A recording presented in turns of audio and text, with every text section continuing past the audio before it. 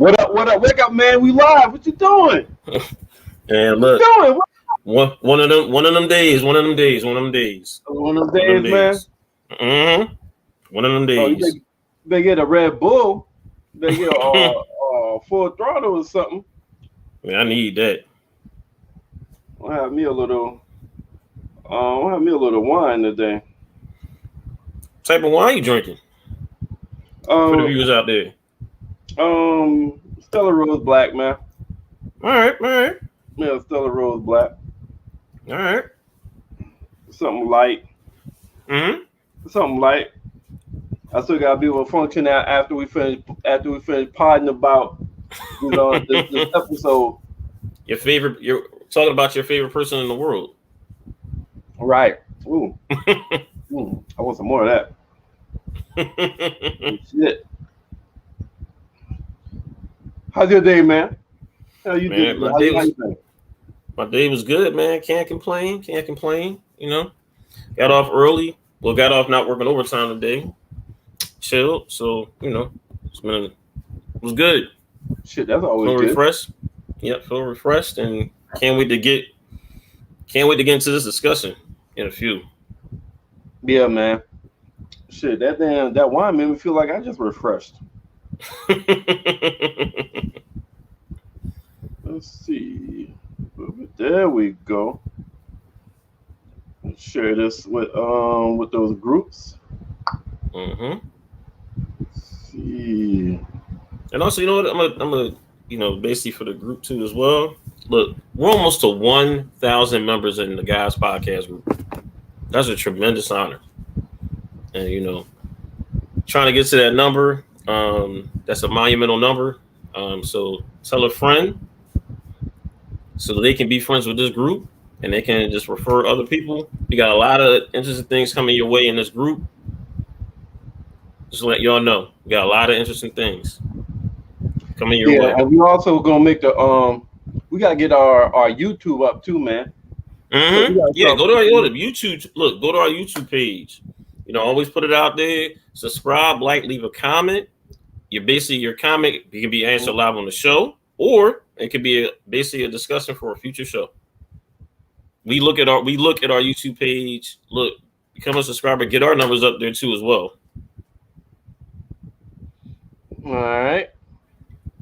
So we're gonna start off with it. We're gonna get this party started because this might be a long discussion tonight. Mm-hmm. So we'll start off with our spotlight actor. You ready? Yes, I am. All right.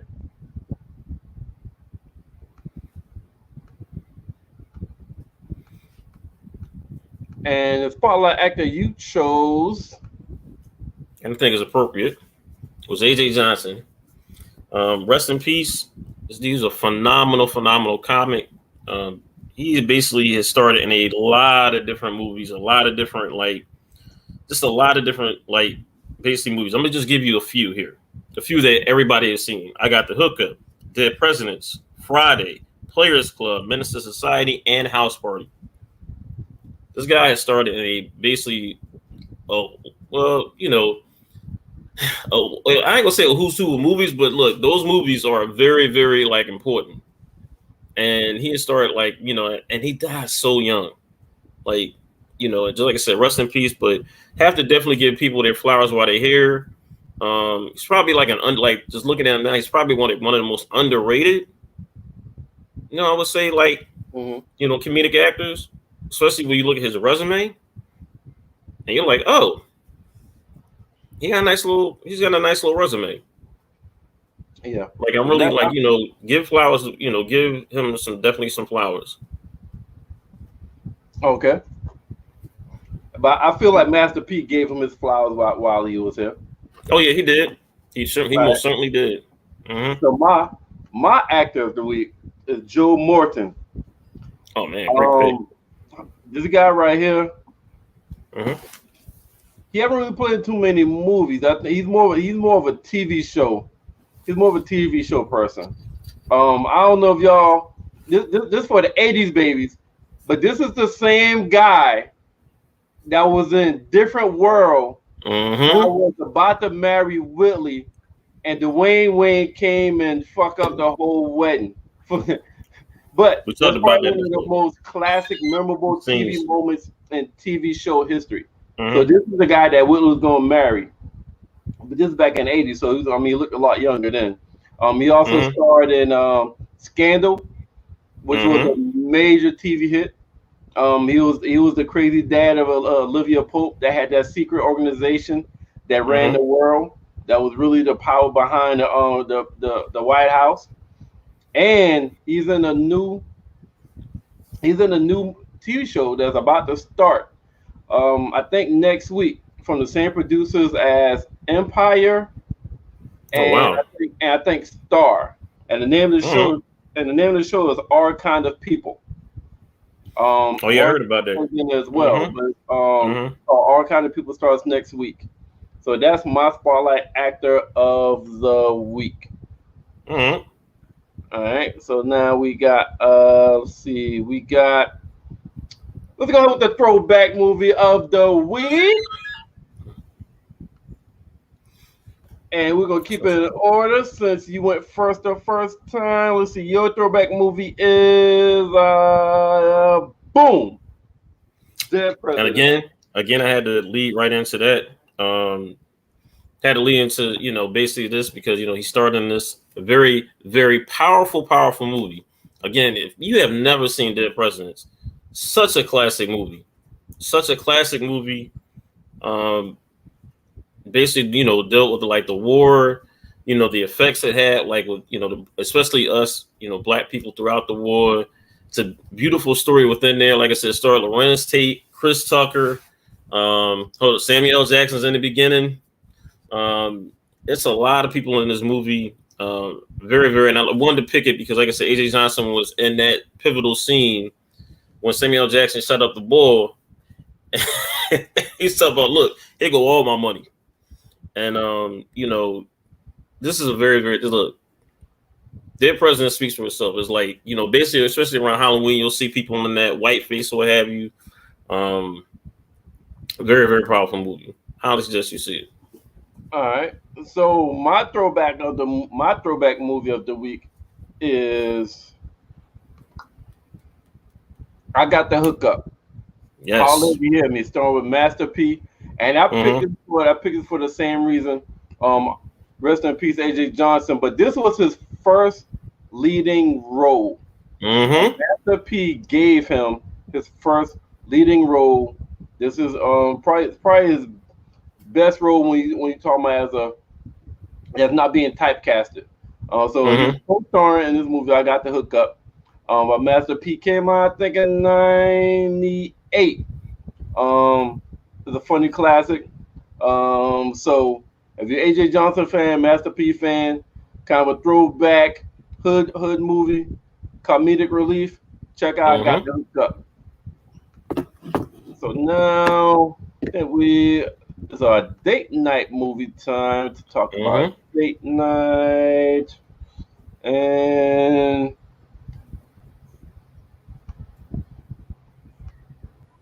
date night movie of the week. You went first the first time, so I'll let you go first Mm-hmm. again.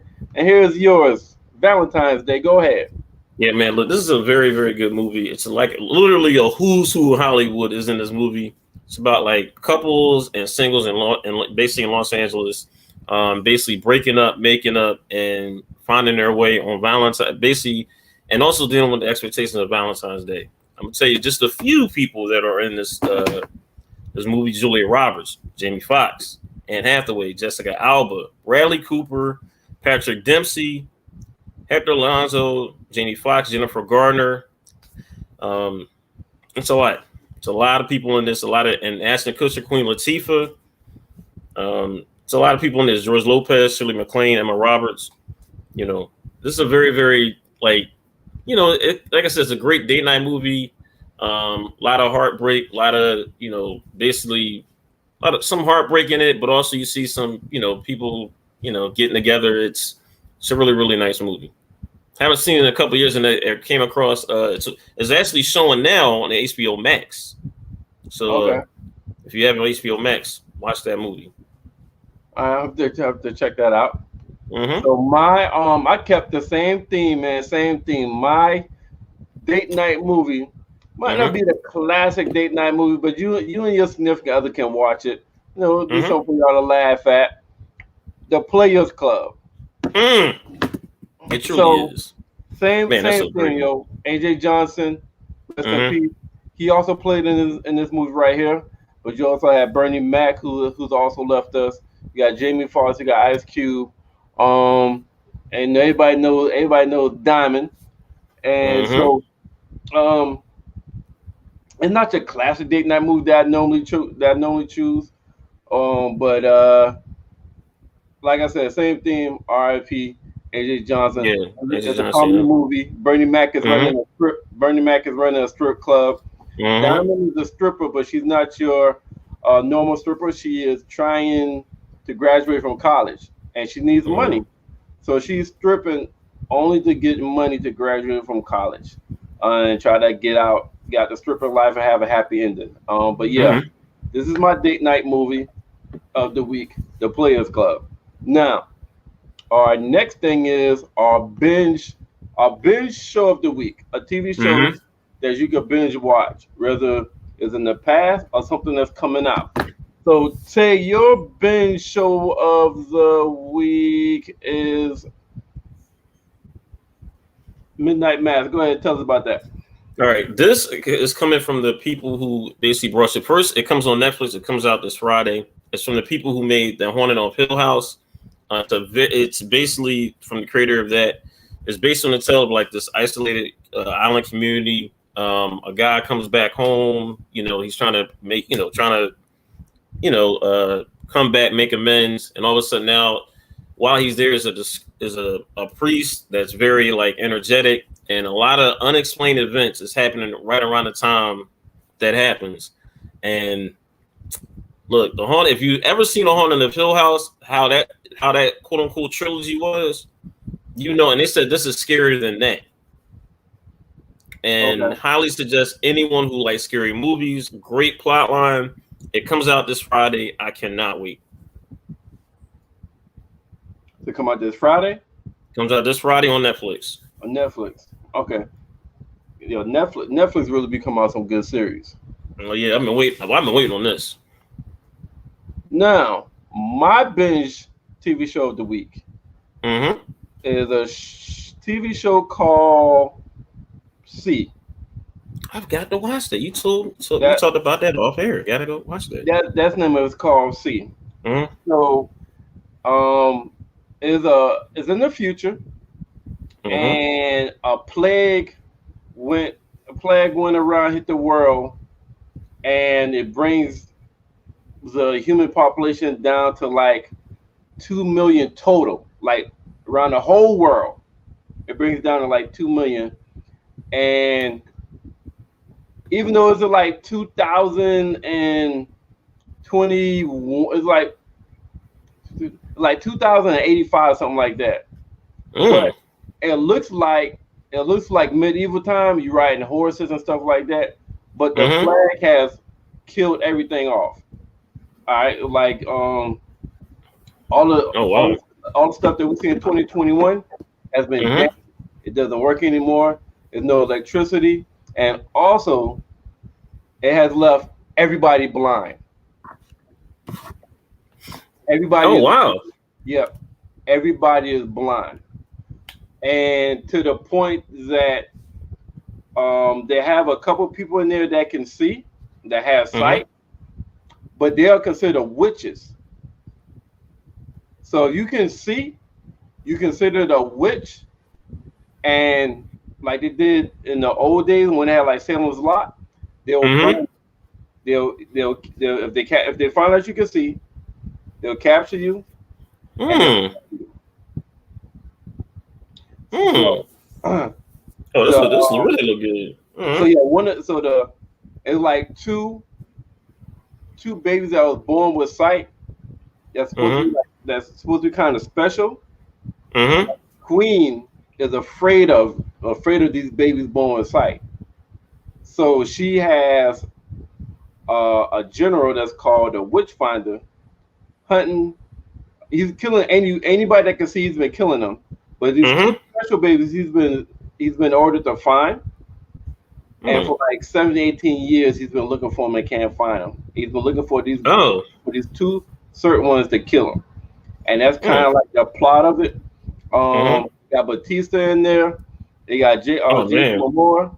They're like they're like battling and shit. Both of them are blind, but even though they're blind, their fighting skills is off the chain. And since they're blind, everything else is heightened. So they're actually some of them are better fighters than the people that can see, because the people can see is just realizing straight on their eyesight. They're not smelling anything, they're not hearing anything. The concept is dope, man. Like, it's something different.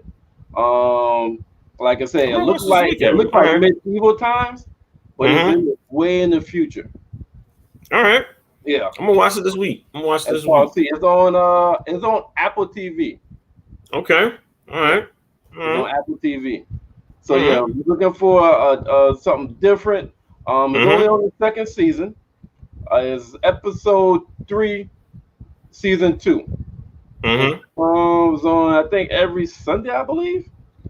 Yeah, comes on every Sunday. But yeah, check that shit out. This shit is dope. Hey, have you ever watched Game of Thrones? I'm not. It's not as good as Game of Thrones, but the characters on there, I can see it having a Game of Thrones feel where it can last 7-8 seasons and start getting the audience and people start looking on it, because you got the like kind of like the bad queen, you got like you got bad people, you got good people, you got people that's changing their mind where they was bad to become good, and you have it has characters on it that you can really fall for, and the last 5-6 episodes, you were like, damn, is somebody about to die? Is somebody about to die? Is somebody big about to die? So it's one of those. I could see it becoming real big as an Apple TV original. So yeah, check that out. All right. Gotta check that out. I like stuff like that too. All right. So now, let's see. Time to get into our main. Look at one more thing. All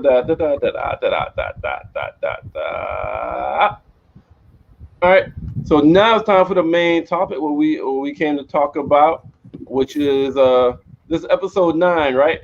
Original Yep. We got one more episode. All right. Come down here. I got some shit for us to look at, and then we're gonna talk about it from there. I've been looking forward to like the weekend, especially after watching it. Like, this is like, I've been waiting for this. Cool. All right, let's add our third musketeer in this motherfucker. What up, nigga? Bro. All right. Another fucked up Tuesday, man. Before we get into the shits, man. So, can y'all hear me? Home warranty companies are fucking terrible, bro. What happened? AC went out today. I kind of knew I was gonna get fucked, because you typically get fucked when shit like this happens. I'm like, okay. So they came over, they checked it out, and say, hey, you either need a compressor. If you get a compressor, it's gonna be, it's probably gonna go out anyway. So you probably need a new unit outside. So the people that came through, they reported it to my warranty company. It was like, oh, you're approved to get a new unit. However, which I never knew, there's a cap. So we're gonna pay this much, and you're gonna pay this much. Yeah, bro. So kind of hard about that. 1,800. That gonna hurt, but I just had to put that out there, man. But my energy's still good despite all that bullshit. I understand, man. Yeah, I'll be pissed. I will be pissed. But in reference to this episode, it was very good. I think the name of it is Loyalty to the End. And I like that title simply because there's going to be a lot of moments in this episode in particular well, loyalty is in question. Loyalty is, defined. Loyalty is It's reaffirmed. tested. And it's Quick. tested, absolutely. Mm-hmm. Absolutely. But I'm ready, man. Like much I like can't wait. Taison, man. I've wanted to talk about this shit after I Mm-hmm. watched the shit on Sunday morning. Like I just let's get into it. Fuck it. Man, I watched it yesterday, and I was like, oh yeah, I can't wait to talk, especially the Merv. These are one of these ones that Merv will tell you, man. I think I've seen this episode probably 10 times already. Mm-hmm. Yep, sound about right. Yeah. Mm-hmm. That's how good it was. All right. So we're gonna change. We're gonna change up a little. We're gonna change up a little bit for this one right here. Mm-hmm. So I got the memes and the posts and shit like that, but we're gonna save that for last. We gonna Oh, all right. All right. So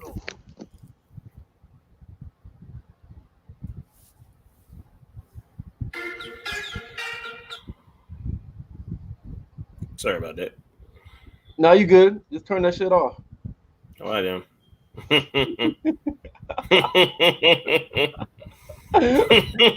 All right. You ready? You gotta get that. No, I'm ready. Fuck you mean if you gotta get there? I'm ready. I'm ready. Hey, I'm ready. Somebody trying to get in contact with you. That's my twin. That's my twin. That's all. Hey man, nigga know we doing the goddamn That podcast. nigga know damn well, Man, what the hell going on, man? I know. Yo, twin, I'm surprised he ain't watching yet, cause he I know he about to watch it now. Viewers. Exactly. I knew you were live, but check this out real quick. I know. I was about to do that. I'm like, look, I'm on a podcast now. Come on, dog. Don't be doing that. All right, so so this is what we're gonna do, right? I got scenes. I got pictures of scenes. There's no words or nothing on that shit. So when I put this down, when I put each scene up, each picture, I want to know the first thing you thought about when you was watching it live. All right, and then after before it started, at the beginning of the scene, and when that scene was ending, you thought about how you felt. That's what we're gonna do. All right, so it's kind of like improv kind of shit. Y'all ready? Yeah, I'm ready. All right, go. All right, let's go. First thing we got up. This is when Oh, I can't wait to talk about this one. Ooh. This when Symphony came and Holla at Rock. Now, if y'all remember in the last episode, this nigga overheard Tony trying to set Marvin up. So who will respond to the scene first? I want to respond to that. I want to respond to that. All right, it's something Stacks said though about loyalty, right? She dogged the shit out of Symphony for no apparent reason because she didn't want legit. I think Rock didn't want to see Symphony eventually get hurt because of the move that she was about to be put out there, right? And I think basically after all that, basically just undressing the man right there in the hospital. After all that, he comes up there and says, "All right, well, look, tell Marvin that Tony basically tell Tony that like it's bad news." Like he could have just basically tucked that and just left. He didn't even have to tell Rock that. Now think about that loyalty, that care that he really loved Rock to say that. He didn't even have to say that. Legit. What you got, Stacks? As far as that scene, man, I never thought about what Taison said. As far as I think she really cares about Symphony, and she know that and her biggest thing was having Kanan, ingratiate this himself. Like I need you to like. She told him in the episode, I want you to like him, or whatever. So I think along the lines of you, as far as she's probably trying to push him away because she know there's an all-out war. When you're in a position that Rock is in, when there's an all-out war, anybody y'all heard, and I'm pretty sure we're gonna get into Neek's epic fucking speech. Jesus fucking Christ! But like Neek alluded to in that speech, ain't nobody off limits. This is war. So I think. As I think I'll get into why I think Rock is diabolical. Diabolical is how cutthroat Rock is.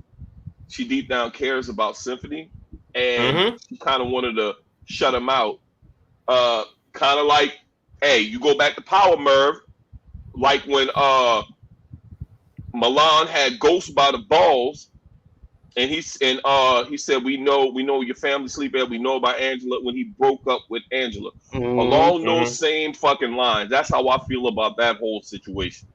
So I think she tried to push him away because she don't want him to get hurt. Yeah. Man, listen, Rock know what it is. Rock been in this game.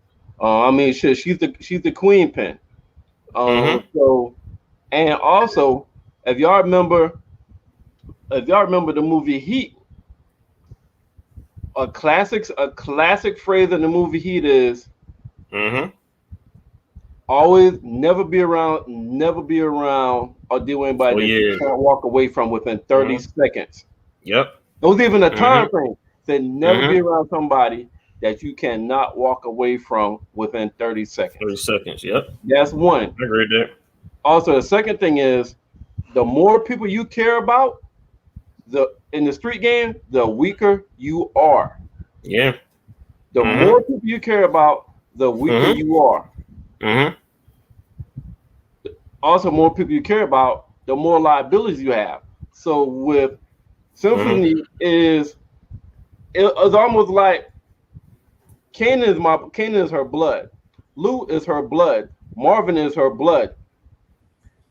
They're born like they have no choice. Symphony, she has a choice. She can't protect them by pushing them away, get the fuck away. And she's like, yo, we live in a fairy tale. Like, I forgot who I was. And she did, like, they started going out on a date. She said, she even started talking about, I want to have kids. Do you want to have kids with me? And blah, blah, blah. She's really thinking like a normal, like she was in a normal life. It's really ghost-like, man. It's really ghost-like with Angela. So that's what I got from it. It was like he can't see it right now, but it's more like it's almost like you got a parent that does some hard shit to you out of love, but you don't see that shit right then. Until you get grown, really. Until you get grown. So but I did like the part when Symphony said, "Fuck you," and Rock like, "Oh, finally, a nigga got some heart. I think you had it in you." Yo. There's a lot of chicks. It's a lot of chicks that I tell "fuck you," but Rock ain't one of them. Yeah, Rock, wow. She ain't one of them. Oh shit! All right, so let's go to the next scene. Okay, let's go to the next scene now. Y'all ready? All right, boom. Ooh. This is when the beginning of the end. This is when Howard, after Howard then squandered the assassination of Lulu by seeing the girl give the scrubs an ID. They gave her money. He's out there smoking. He sees that shit. He waited for them to make an assassination attempt, and now he's talking to Rock about, yo, I've asked, I damn near begged about Kanan. Next thing you know, next thing, I'm going to arrest him. I'm putting you on notice right now if I don't talk to him. So this is the conversation, Rock said. If I do shit for you, then you gotta get them other niggas off my back. He said within reason. But the next thing I request, I don't want no fucking pushback in regards to the kids. She was like, "What the fuck you talking about now?" He said nothing. So this scene right here had a lot of shit into it within this conversation. It seemed like a lot of subliminal shit. So who won't go first? Who won't respond first to this? I'll go first on this one. Man, as far as this scene, you said this was after he thwarted the assassination attempt again, right? I honestly thought that Rock would kind of like, give him some credit and maybe ingratiate herself to him, but you got to remember he is a cop, and if the streets find out that Kanan's a cop kid, Y'all, Yep. you already know how that is. They already alluded to that in a previous episode. Matter of fact, he said he was going to put the shit out there. So I don't feel as bad for Howard because I think that Howard's only big thing as far as getting that stuff being revealed as far as Kanan being his son, so he can get tested for that bone marrow.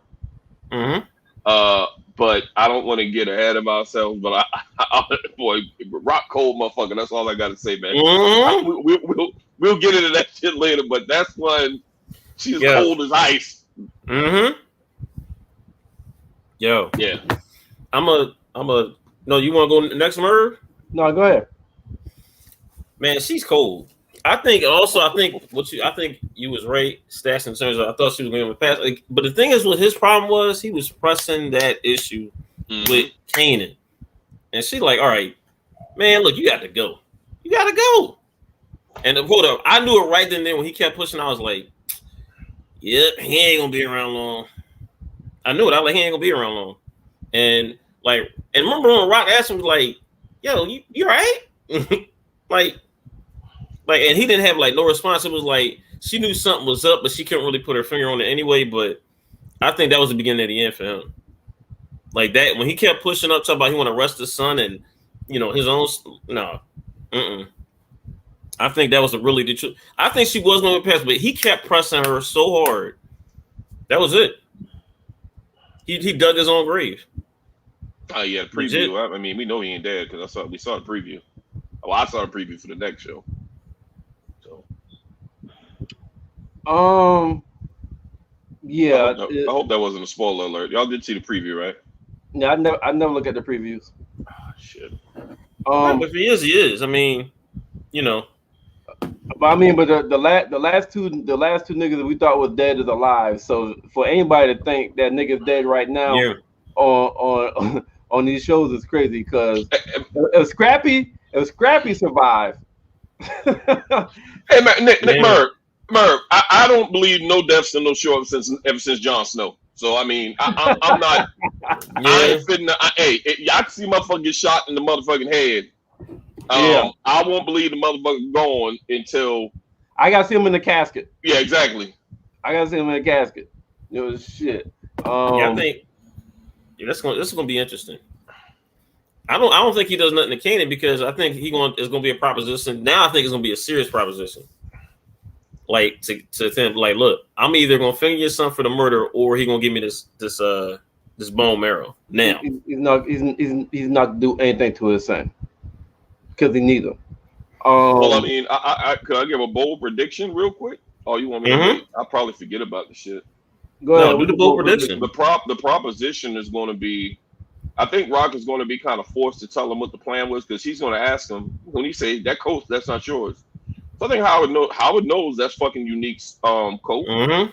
So he gonna, if he's well enough, he gonna be able to check this out. He shot me, he had Nico. You gonna tell me what the fuck going on, or he is going down for killing for attempted murder on a cop.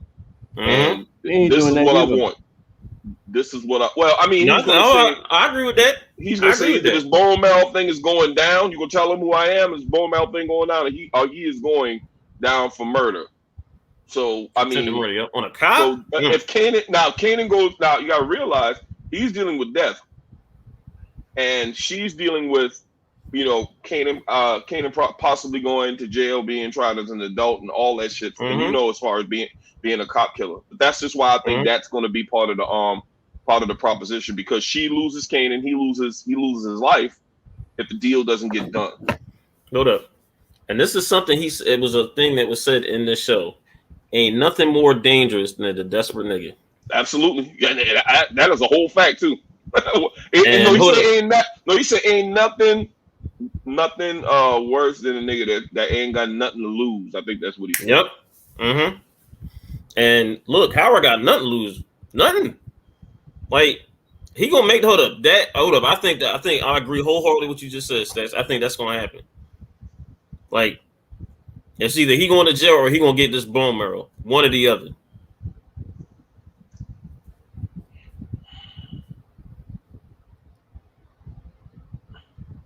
Yeah, we already established that. They still can make that work though. I mean, nigga can still die. If Rock goes on with the program in the next episode. All right. Real quick, Merv. Real quick though. Now that I think about it though, so Rock is. I think Rock is willing to risk. If Rock makes this deal, she gets everything he wants. She wants. Howard gets everything he wants, and Unique is off the board because you can finger Unique for that. I wonder Rock. I guess she's not willing to sacrifice that. I just think it's kind of asinine. I mean, I understand that it'll come up that he's a cop kid and all that shit, but I think Rock is being kind of unreasonable. You know, because she gets. Let me ask you a question before you go any further. How many reasonable kingpins, queen pins in the streets you know? That's true. That's true. Typically, Merv, when they caught between a rock and a hard place, they just start killing motherfuckers. Like like old boy in Goodfellas, when that robbery, when the cops start getting on them, I'm gonna have to kill everybody that was involved in this shit. And he did. That would have been systematically offing everybody. Right. So, but yeah, I agree with y'all, man. You can't press somebody like Neek and press somebody like Rock. You can't press them. You kind of gotta kind of persuade them and maneuver them to do what you want. That threatening shit, or that pressing shit don't work. You see, shit, Lulu went to Unique on some straight up man-to-man shit like, tonight, can we blah blah blah, let it be peace. Unique took offense to that shit. This nigga come in and ask me for a fucking favor. What we gonna do? We're gonna light that shit up. Yep. So he don't care whatsoever. He don't care whatsoever, dog. You can't press people like that, man. You just can't. All right, so change up a little bit right here. This scene right here. Ooh, I'll definitely go first on this one. She is talking. I can't wait. She is talking to the detective, the lady detective that got jukebox out, and she's clearly upset. Now, this is, to me, the person is being unreasonable. The husband is being reasonable because she said every allegation that she tried to make, the husband said, we don't know that. She's like, well, whose side did you on? So she's upset, and I get why she was upset. One of the part I didn't like in here, when she said, I am friends with powerful people that's going to make sure I'm friends with powerful people that's going to make sure that you get that's going to affect you, and going to make sure that stuff like this don't happen to types of families like ours. She ain't bluffing. As she threatened a detective. I'll go first, Merv. Go ahead, Stacks. I'll go first. Can I go? Yeah, go ahead. Y'all, this picture is very powerful. Y'all see that American flag in the back, right? Y'all see that? Okay. In a police station, you got a white woman, blonde, well-to-do white woman. I'm trying to tell you, this thing screamed white privilege, and y'all. I mean, this kind of relates to this little thing that's going on.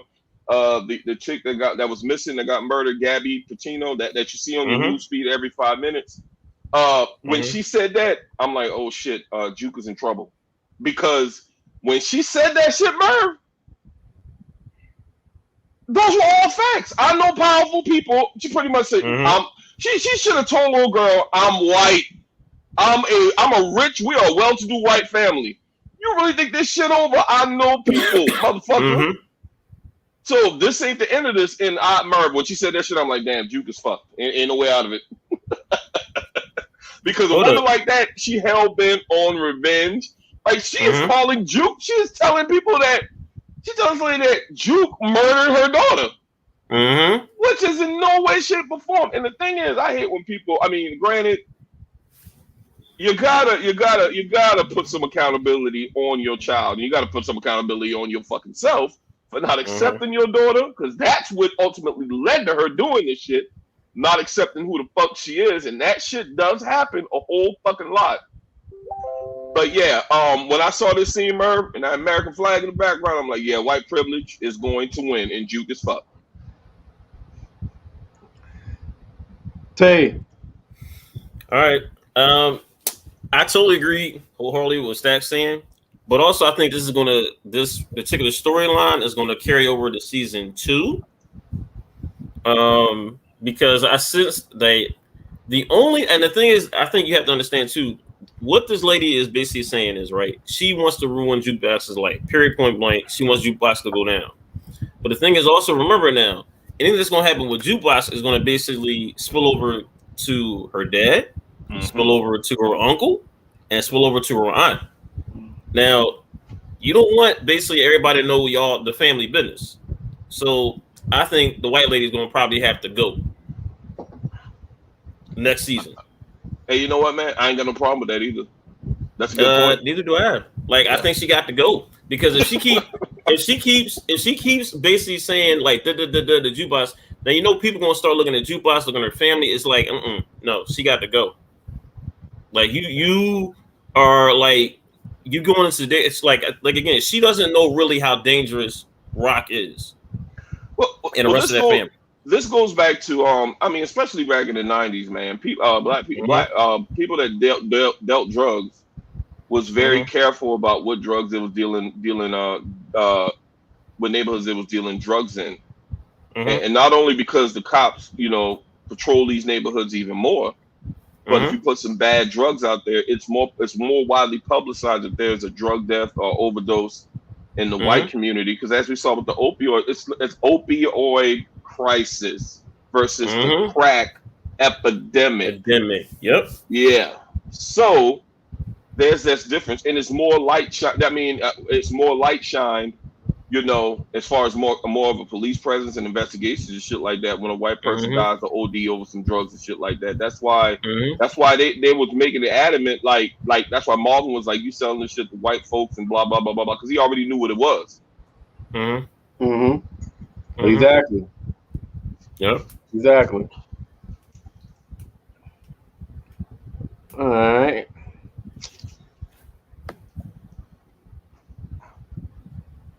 Next scene. You got Rock, and you got Rock and Jukebox. This actually set the tone. This is after the lady, the detective, meets Jukebox at the grave, her girlfriend grave. They go and get some ices, and then after that, she starts asking questions about the family by D Wiz, and Jukebox decides to leave. Tell her stop following me. But Jukebox, what she's doing, she's like, is this time we're supposed to bond over our fucked up families? Yo. So Jukebox keeps game, which she normally does. She might be one of the smartest ones on here. Other than Rock, she really notices shit very quickly. So her and Rock is probably the two smartest people on here. It was 3 IQs overall. So she goes to the hospital. She's like, yo, can I talk to you? So she told everything what the detective has done. And Rock is like, yo, sound like she like you. You say, I ain't friends with no fucking cop. So I know you ain't friends, but sometimes it's good to have cops as a friend. Go ahead, Stacks. Very, very, very. This is once again classic Rock, which she uses and I'm not faulting her for it. But if you're a queen pin, you're going to use every situation to your advantage, good, bad, or indifferent. So what's going to happen is I think that she's already started feeding this cop information that's going to help out Rock, and it may even go a little further where Rock may say, okay, so she swing the same way you swing. You'll never know if this cop might start feeling Juke, like for real. And that's always, and like Rock said, it's always good to have 5-0 a cop as a friend or whatever. So Rock is definitely going to use this to her advantage by pretty much planting her niece in there as a mold or whatever. That's just my opinion. Mm-hmm. It just seems like a no-brainer at this point. I agree totally. Like Rock is basically, she's thinking ahead, she's planting seeds, and she's basically, like you said, Sax, she's basically saying, like, she's basically like kind of basically egging people to a certain direction. She's like, well, Jude, keep going that direction. Keep going that direction. And also, hold up. Loyalty is a key word this whole episode. A key word this episode. Because considering the next time she visits the cop, what happens? Because that could have that thing could have went left the next time she saw the cop. And I think we all know what I mean by that. Like, seriously. And a lot of loyalty. And I think her and her dad are basically not all the way similar, but similar in this way. They're both loyal to the family no matter how fucked up the situation is with the family, which is wild. Yeah, man. Okay. Yeah, I agree with both y'all. But yeah, Rock is definitely the type that she's gonna use every fucking tool that she has, any kind of advantage that she could come up with. She's going to risk it. She's going to play her fucking hand. It's fucking just war, like she bro. did with Scrappy. She sent Scrappy on the mole mission behind enemy lines. So, and in that lifestyle, in a position that she's in, you can't really blame her, because in that lifestyle, every day is life or death. And you remember, it goes back to what she said about Scrappy, like him being all fucked up, not having an eye. She said that Scrappy's a soldier. He know what it is, and I believe that.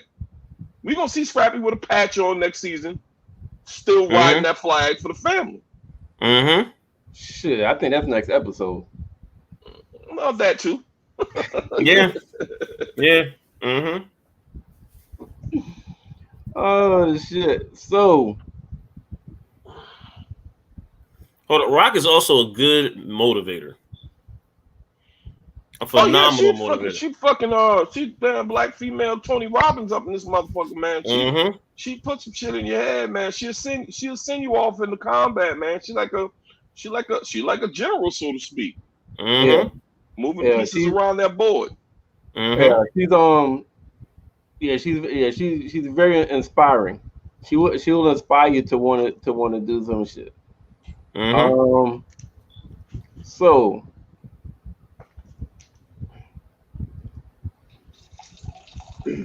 this scene right here. Ooh, this was something. Howard comes in, sit down. His partner's like, I've done some research on my own. Start asking questions about Kanan again, D-Wiz. And Howard's like, yo, didn't I tell you to stand down? Like, I told you to stand down, and I need to trust you. If I can't trust you, then I can't fuck with you. I'm about to go tell the captain now, yo, we can't be partners. And she was like, yo, what is it with you and his family? Why are you so invested in this family and Kanan and shit? And that's what makes him like, yo, I'm gonna go tell the captain we can't be partners. This scene right here, depending on whether Howard dies or not, or if he dies next episode he lives, this scene can really lead to many lanes between those two right there. And I'm not sure if Howard acting the way he is making her go after Jukebox, to use Jukebox to try to find out the connection between Howard and the family. So who will respond to this?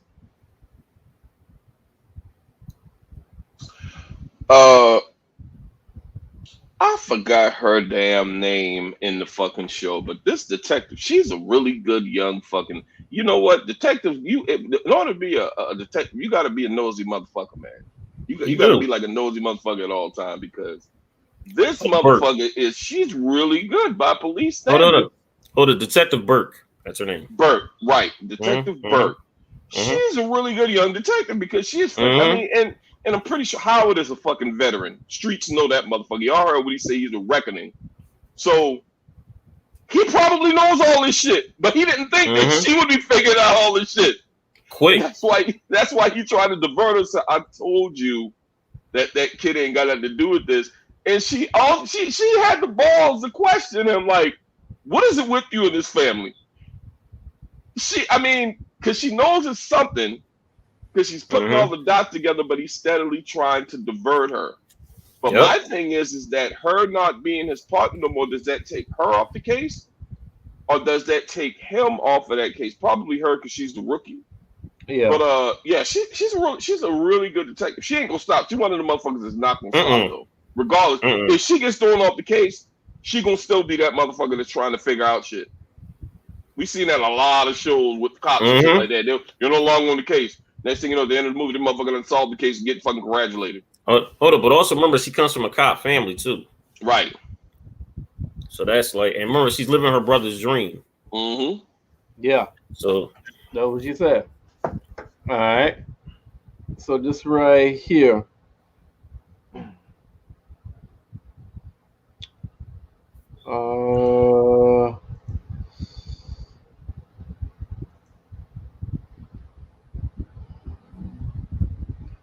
This scene right here.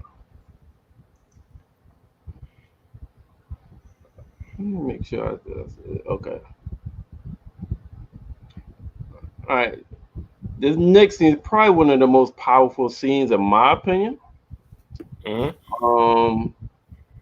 I pass that shit? Oh, hold up. Is this one? All right. So. Oh man, I'm motivating. This is the scene Rock and Marvin meet for the first time since she basically told that nigga, you out the family, you out the organization, I never want to see you again. Get the fuck on. And this is also after Marvin have shot up Unique car with his kid in it and hit several of his mans in them and killed the snitch Lil Rob. I told you had to go.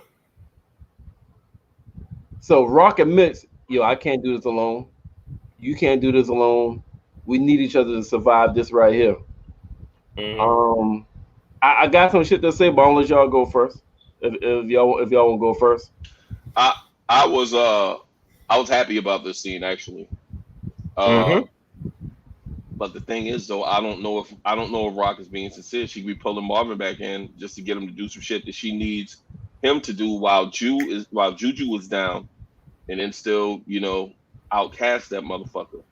But I like all the points that Marvin made. Like, you're better than me at this shit, but you gotta realize I'm a man, and I gotta be heard. And the best thing he said is like, ain't nobody gonna stop. If anybody hurt you or my brother, everybody gonna hear me. No, everybody's gonna hear me out. Ain't nobody can stop that. He said nobody will quiet me down. Yeah, nobody's gonna quiet me down. I had a lot of, and that's the thing. Marvin is a fuck up, but that motherfucker is the definition of a street nigga. And he, like he said, he's a gangster. He is, because when that show came on and this motherfucker came through with the fucking street sweeper with the big ass drum on it, just bucking up. Hey, when that's how the show began. I'm like, oh my fucking hey, I know if y'all peep the fucking lollipop in his mouth doing the whole shit. That was a nice little touch motion right there. I like that shit. Slow motion with it too. And you need a motherfucker like that on your squad. And it absolutely gave me unspeakable joy that the dude that he used to do the drive-by was the snitch. And when you in the street life, especially when you fucking with the shit that they fucking with, when you that deep into the street life, ain't gonna be no explanation for snitching, bro. There's no explanation, because your explanation, the guy's explanation was Kane Young. He wouldn't get that much time. Really, motherfucker? Like, you snitch on my nephew, and your excuse is he might not get that much time. They ain't even got him yet. He's still out there. Hey, that don't move me, brother. Yeah, exactly. At all. Yo, I ain't gonna lie to you, man. We said this last show. That motherfucker had to go, and I'm glad he's gone. He was a bitch anyway. I told you that. I like this nigga had to go ASAP. Yeah. ASAP. This nigga That's a part of the game, man. I mean, they gonna give me a murder charge, my nigga. Why would you snitch? Why would you snitch on that or anybody in that family, knowing how Rock get down? Yeah, like come on, man. Like he a clown, like a straight clown. They gonna put me murder. They gonna give me a murder charge. Come on. But this was a powerful. I mean, I digress a little bit, but this is a powerful scene between big brother, little sister. He's giving her her flowers on her being better than him at that shit, and she's saying, "Yeah, I see everything you're saying, and I do really need you back." But knowing Rock, I don't know. This is another chess move, and she might still be like, "Fuck that nigga," once all this shit over. Hold up, and I totally agree with what Stacks is saying because look, her heavy hitter is in the hospital, and she need all the hitters that she really need him. That's why. I think this shit never happens if Lulu hadn't almost got killed. Yeah. And I think, like, to me, it was like she was like, all right, my little brother got caught, and luckily my big brother was basically there to pick him up, figuratively. And she was like, look, I need all of his because the move, as we saw, the move that she tried, she needs everybody there, everybody on the same page. Because man, especially Marvin. I like how Marvin basically said was like, look, treat me with some respect. You don't respect me, like. And I was like, damn, like she really don't really treat him with respect, but I understand her reasoning. I think we all do in terms of why she don't treat him with respect. And to your point, that's man shit. Men don't ask for a whole lot of shit, but we want to be respected. Like we need that. We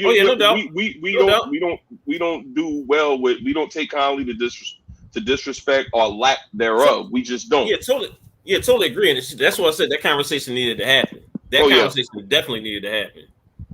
Like everything needed to come out in the forefront with that. Legit. Yeah, I agree with everything y'all said. And you're right. If Lulu never gets hit, that conversation never happens. That conversation never happens. I disagree with y'all as far as this is just a chess move by Rock. I feel like when she told Marvin to get on, she was still kind of in that comfort zone, just like she told Symphony, I forgot who I was. You know what I'm saying? It's almost like she's talking about having babies. She would tell one of her most street niggas, which is her brother, to get the fuck on. She congratulated Lou on doing the music shit. She was going out in public at nice dinners. She was doing double dating with her son and his girlfriend. Yeah.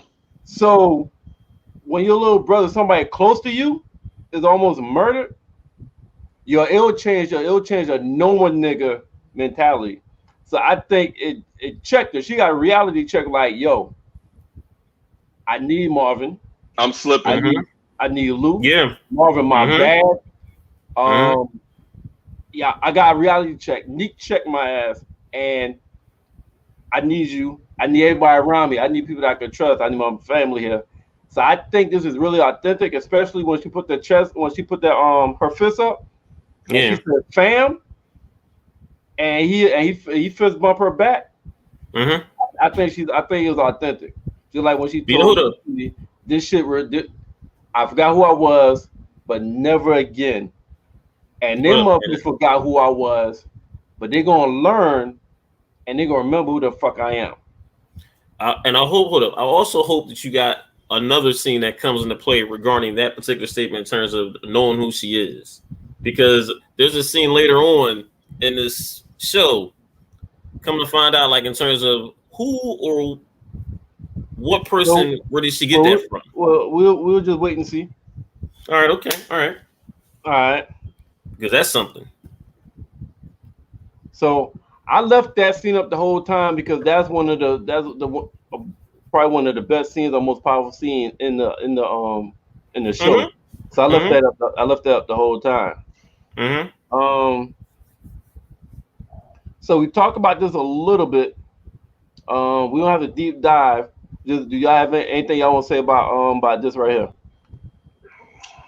Nah, not really. Mm-mm.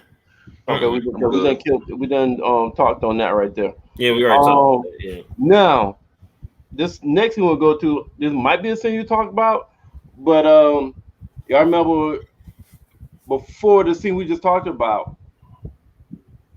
At the beginning of that scene, Marvin walked in and said, "Yo, it's a little too late for you to be asking God for forgiveness." And she said, I'm not asking God for forgiveness for what I did. I'm asking God for forgiveness for what I'm about to do. Then fast forward, after they made up, he said, "So what's next?" She said, "Revolution, nigga." Revolution. So you can tell it's something on her chest. You can tell whatever she's about to do, she feels like she don't want to do it, but she feels like she has no choice because something is heavy on her. So she's acting a little different. And you can tell she's acting a little different because somebody said, "You ain't been to this motherfucker in over a year, so what the fuck is wrong?" Oh, this is part. Hold up. This scene right here. This is one of the best scenes right here. It was so low key one of the best scenes because we all found out. I'm good. Explain, elaborate, explain. Because we found out who this lady was, ended up being her mom, and basically also that scene also plays into another scene in regards to Marvin and his daughter, because when he starts quoting scripture, and I was like, where did Marvin start quoting religious stuff? And now looking at this particular scene, now we see where he gets it from, because I never heard him before any of this talking about like God or anything like that. None of that until that scene with his daughter. And I was like, where did he get this from? You look at this scene, like, oh, so this is where he gets that religious thing from his mom. And also, like, the thing between, she basically went to try to, Rock basically went to try to, quote unquote, absolve herself from everything a little bit, and also try to give her basically give herself an alibi too. Like, really think about that too. She gave herself an alibi. And moms knew what she was doing. Moms knew about the drug game. I think her mom knew about her brothers and all this other situation, what have you. And I think we're going to see a little bit more of the mom next season as well too. Because remember, that's the grandmom that Kanan was supposed to go to. And that's going to be very interesting moving forward. Who used to be on drugs, right? Yeah. Am I right about that? Yeah. Who? What? Yeah. Marvin said, "I took care of you and Lulu when our parents was on that shit." Am I not? Yeah. Mm-hmm. Okay, yeah. so I mean, yeah, I was wondering what the fuck that mean when he said he said when they was on their shit.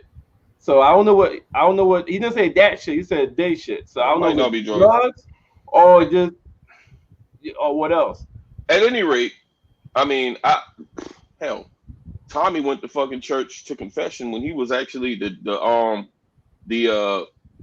fucking priest was one of his Primaras, but he was legit going in there for a confession as well. So regardless of if you're in that game or not, you're gonna go to church at certain points when you need some guidance and stuff like that. So she's faced with a very, very difficult decision. Like, I am sending in my son to kill not only a cop, but his father.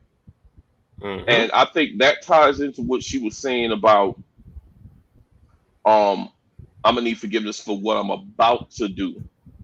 I think that's what led her to going into that church, because I think it would come out eventually. Like, let's just say Howard died, just like D Woods came out.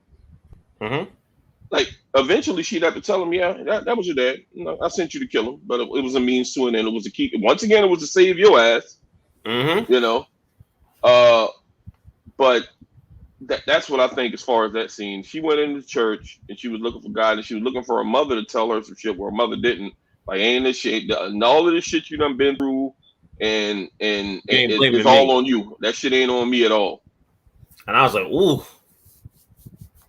That's why I think we're gonna see a little bit more of grandma next, because I want to get into that relationship. Like, We kept hearing about the grandma. We should have been with the grandma. Now we see the grandma. All right. Because why didn't show the? Why didn't she? Remember, he kept saying this. You could have sent me to grandma, and she never sent him to grandma. Now I want to know why she didn't send him to grandma. Like the real reason. Because there's got to be something up with her. Like you saw their relationship, it wasn't the best. So I guess hopefully we expand on that next season. But go ahead. Sorry about that, Merv. Also, I do agree with that. Yeah, need an alibi as well. Oh yeah, definitely. True. The alibi was there. True. All right. Thank you, Ms. Gant.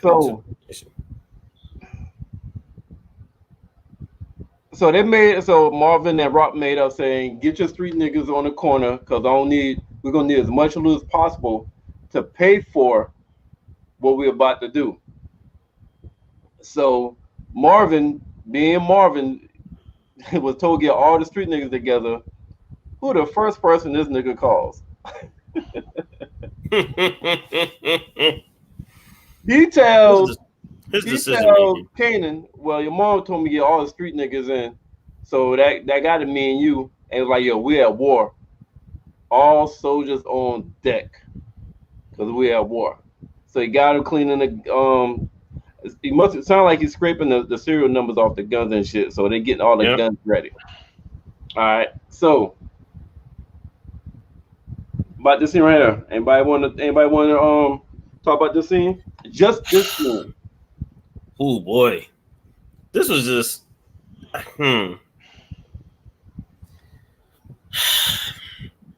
Why did Marvin do this? Because I sort of got like a little bit of a Godfather type of situation, a little bit. Remember when Clemenza was talking with Michael about like how to it wasn't like he wasn't like that same conversation, but I got like a little bit of Godfather, and I'm talking about like, look, we need everybody involved. We need all our soldiers together, whatever the case may be. But it's like, you got Kanan? Why? Hold on. He even said, he was like, you know what, your mom didn't really say to get you there, but I'm just thinking that, that you should be getting a gun on you. That's the last motherfucker I would have been damn going to be perfectly honest. You ain't lying. You ain't lying.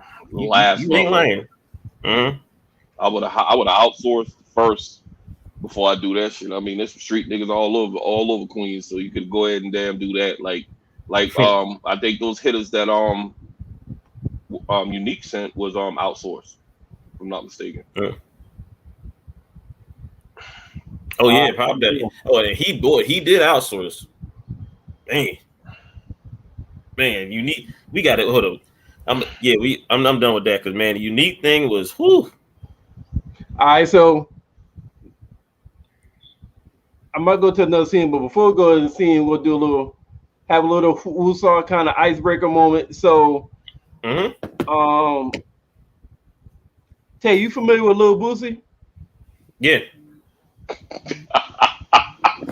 What you laughing at, man? I already know, man. I already know what you about to do. Oh, I already know what you about to throw. Yeah, absolutely.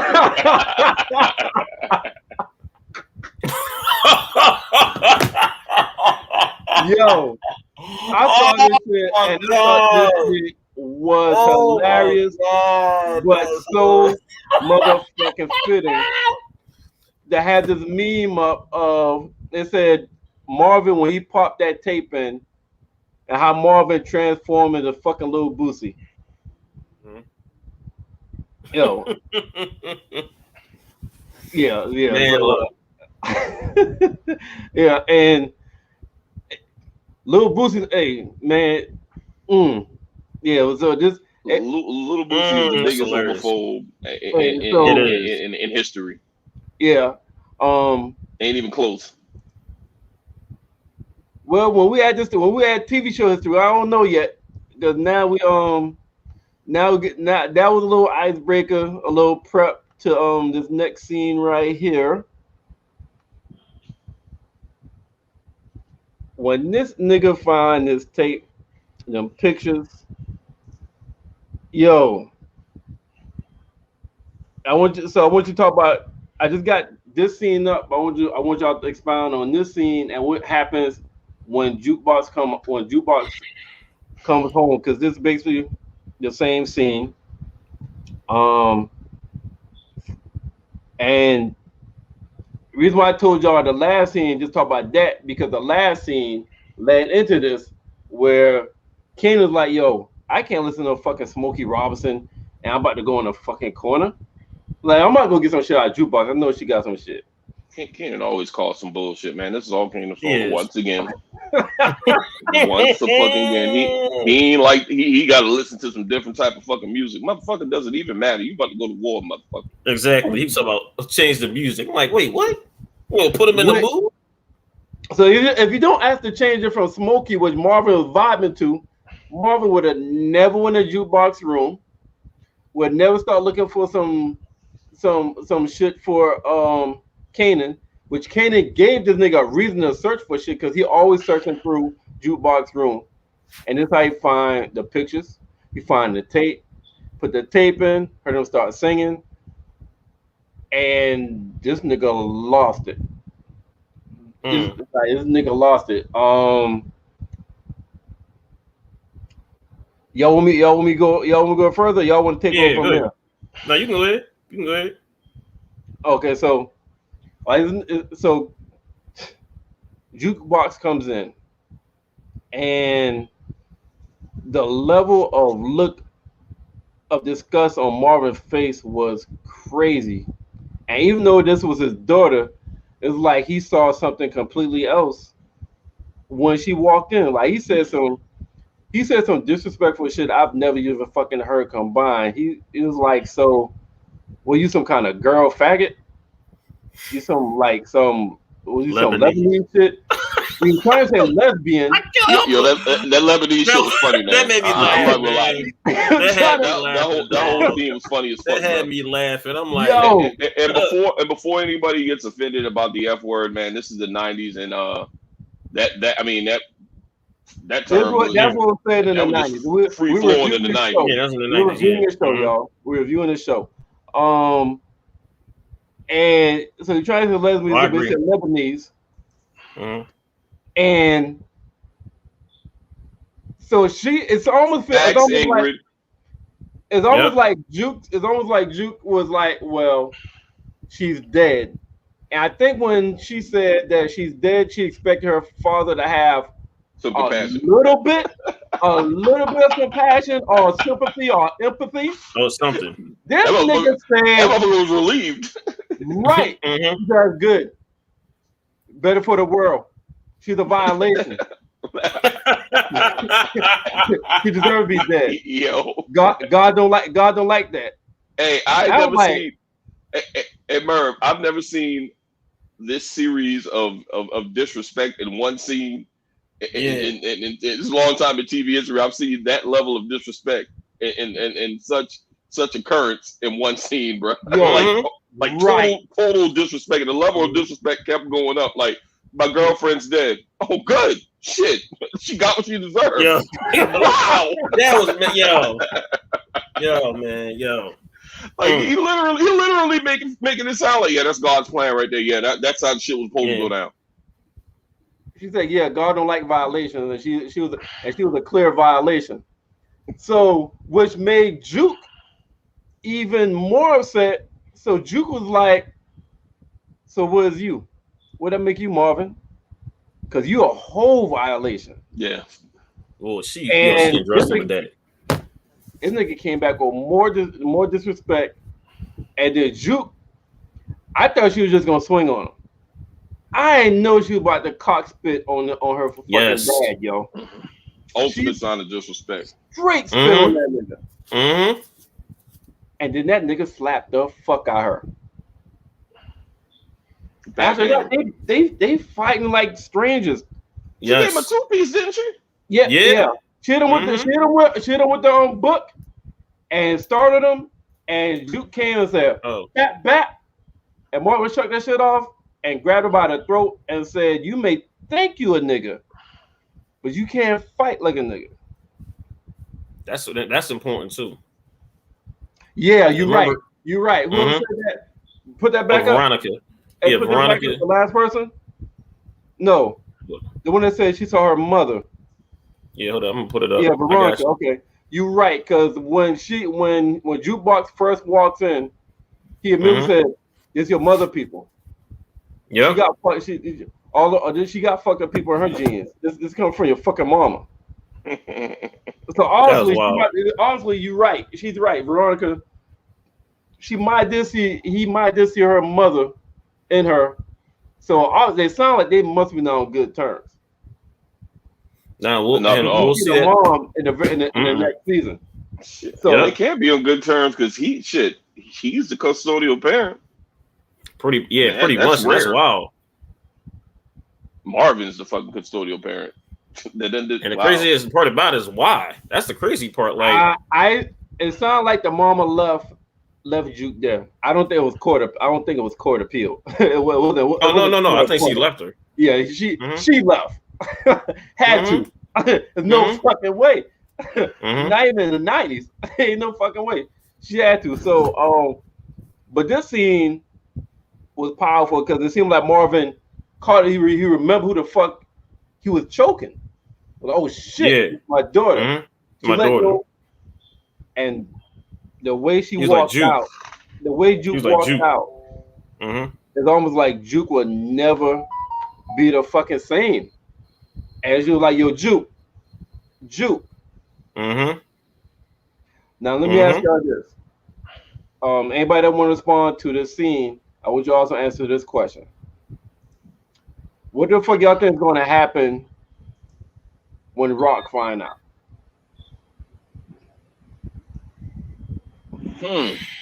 That's a tough one. That's a good question. That's a good ass fucking question. Because remember, hold up. But also remember though, she also knew that she was dealing with the girl too. Exactly. and she didn't tell him. Yeah, hold up. She accepted that. Hold up. Rightfully she should. But he's going. Hold up. You gotta think how Marvin's thinking. Marvin's gonna be like, "Yo, sis, why didn't you tell me?"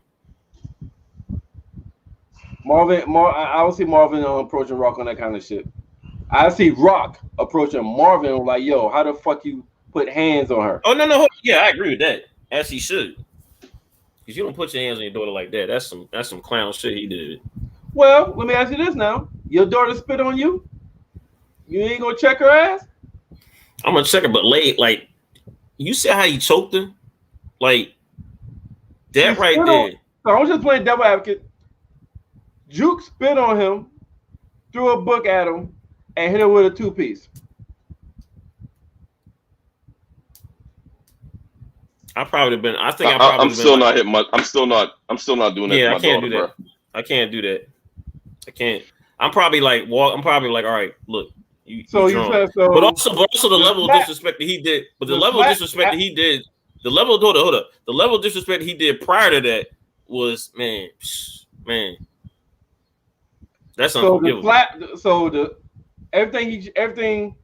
Would you say everything he did up until the choking was you can see happening? I can't do that because a lot of that stuff was still over the top because when you're dealing with when you got a kid that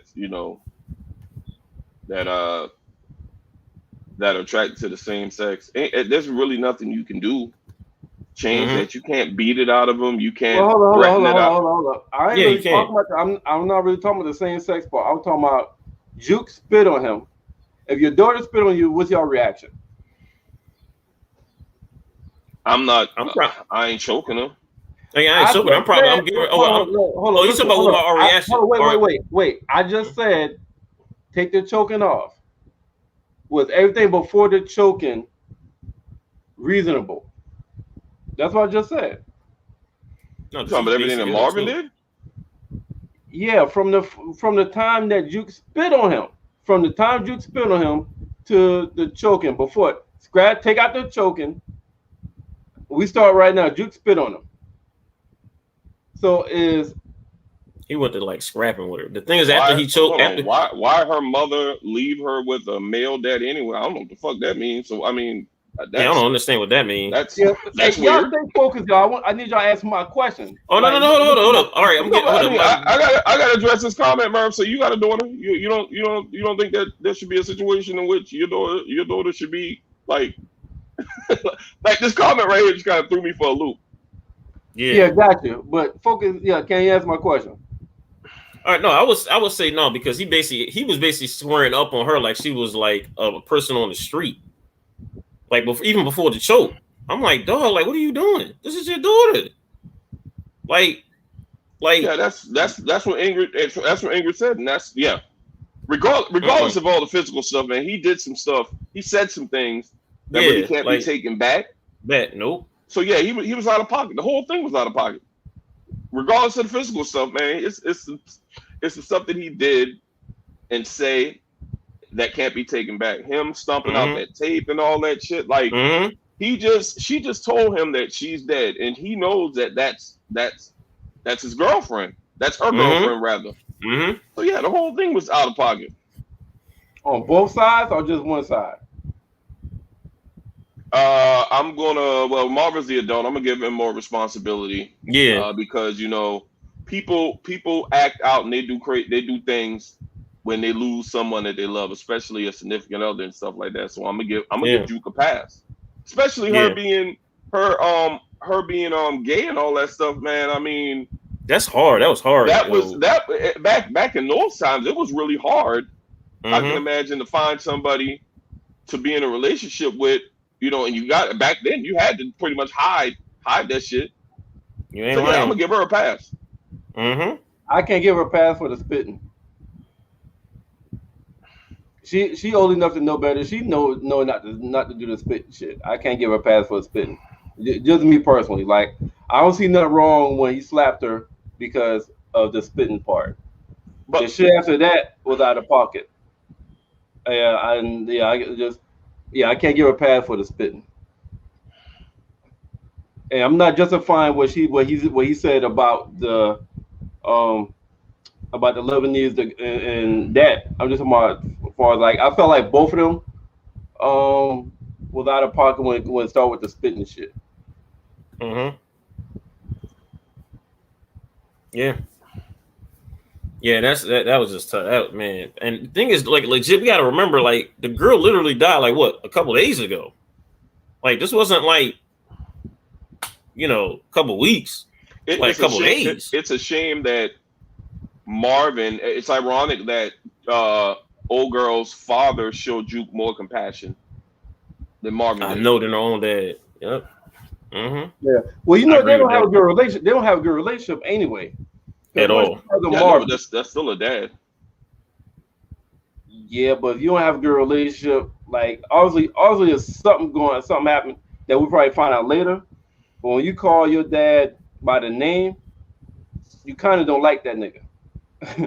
Oh yeah, that was I think she might have called him dad like once or twice during the entire series. It's usually Marvin.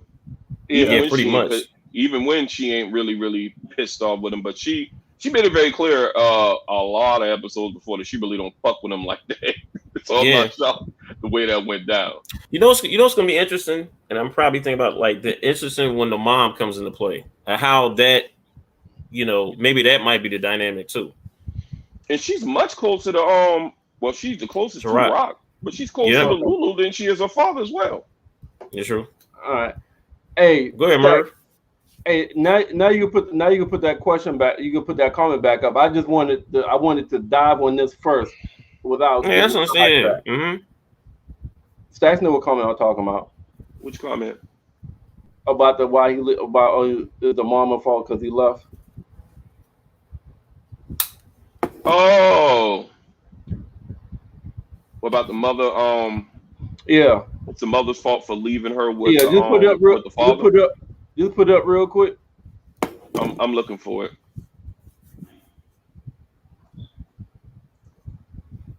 Yeah, I was like, that comment just. I blame her mother. Why she leave her with her male? Anyways, yeah. Hey, Keanu, elaborate on that right there. Because we don't know. Yeah, because I don't understand it.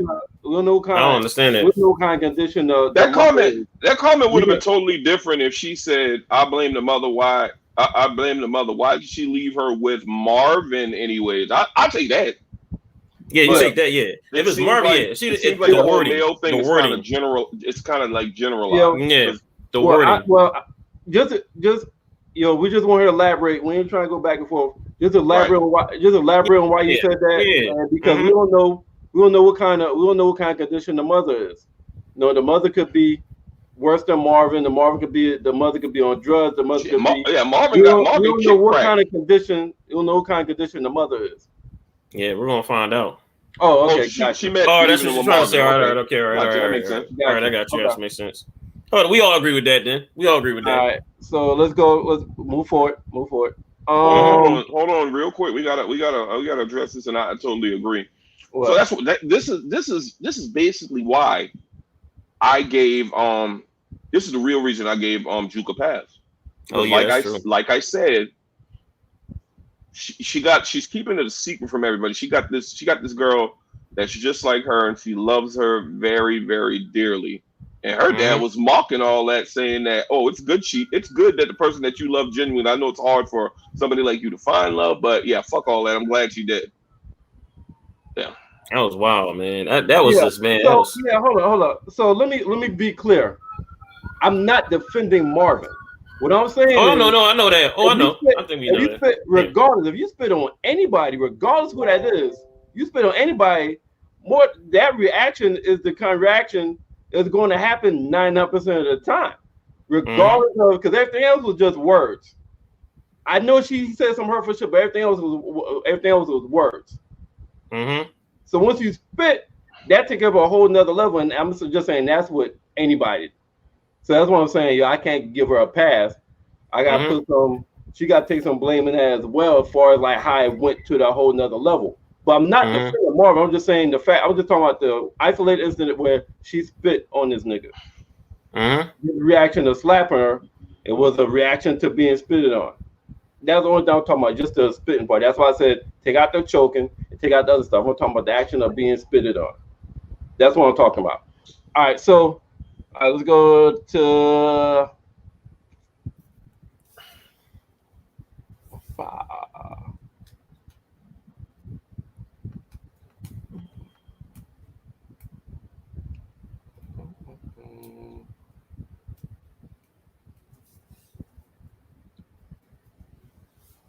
So this shit was happening simultaneously. So I'm going, before y'all talk, I'm going to show two scenes. All right, on flash one, and I might go back and forth while y'all start talking, but wait till I show the second scene. But y'all respond. Then let me know who will go first. Okay. All right. You had this. Everybody see it? Man. Yep. All right. And then simultaneously, you had this. And it was going, when you're watching the show, it was going back and forth. Both of them was talking, based on how they set up in the TV show, both of them was talking at the same fucking time. Both of them was giving motivation speeches. Both of them was giving inspiration speeches. Both of them was saying how, giving instructions on what we need to do. We got to kill somebody. All right. So, can I? Is anybody ready to? Yeah. I want to, because mine gonna be real quick about this, because I know Stacks. I know you're going to dive into this. It's crazy if you really think about it. The symbolism is right. Her whole speech was to an audience of one. Unique speech was an audience of many. And that's wild, because how her one speech can dramatically change everything. Just the one person. Her speech just basically a tone of one person, and how her speech changed everything. He was trying to get a whole bunch of people to believe in his movement. She's like, all I need is one. And when all she needed was, she knows how to look, just like we talked about before. Rock is, man, she is a true inspirational leader. Tony Robbins, everything. And she knows how to play those pieces. She knows how to motivate you, and she knows the buttons to push, and she knows the people that she can sit there and get to do her bidding. And man, it was two very powerful scenes. But like I said, the symbolism, an audience of one, an audience of many. I give it to you, Stacks. I like that. I like that a lot, Tay. Y'all know how we all feel about Joey Badass and his acting, man. I have never seen a moment throughout this series where he wasn't on his shit as far as acting, and I think Merv might have alluded to it, man. You kind of want to root for that motherfucker's so good, and the way he talk, you kind of root for this motherfucker, even though he's on the other side, man. Hold up. I don't want this dude to. I don't even want this dude to get killed. Now I'm like, no, let this dude ride with the season 2. I'm not even gonna lie to you, man. I do not. He gotta go. But what he did to Lulu, but saying time, I'm like, damn, I really don't want him to go. I don't want him to go. So he's giving this speech and he's just telling fuck peace. Hey, anybody they gotta go, and whoever with them, they gotta go. The bet, everything is off. All peace, all truces, all that shit is off. And he just said, you know, go get the motherfuckers or whatever. But I mean, I'm paraphrasing, of course. I can't reenact that shit. This motherfucker's a great actor, apparently. But I do also, and I just had some, and I'm pretty sure we're going to get into it later.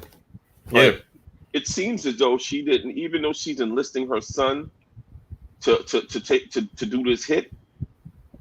The way he showed up, seemed like he didn't know who the mark was until he got there. By the look on his face. Hold on, we'll get to that. Hold up. Right. Okay. Well, that's all I got for that scene. For both scenes together, that's all you got? Yeah, that's all I got. I gave a lot, nigga. Fuck. I just.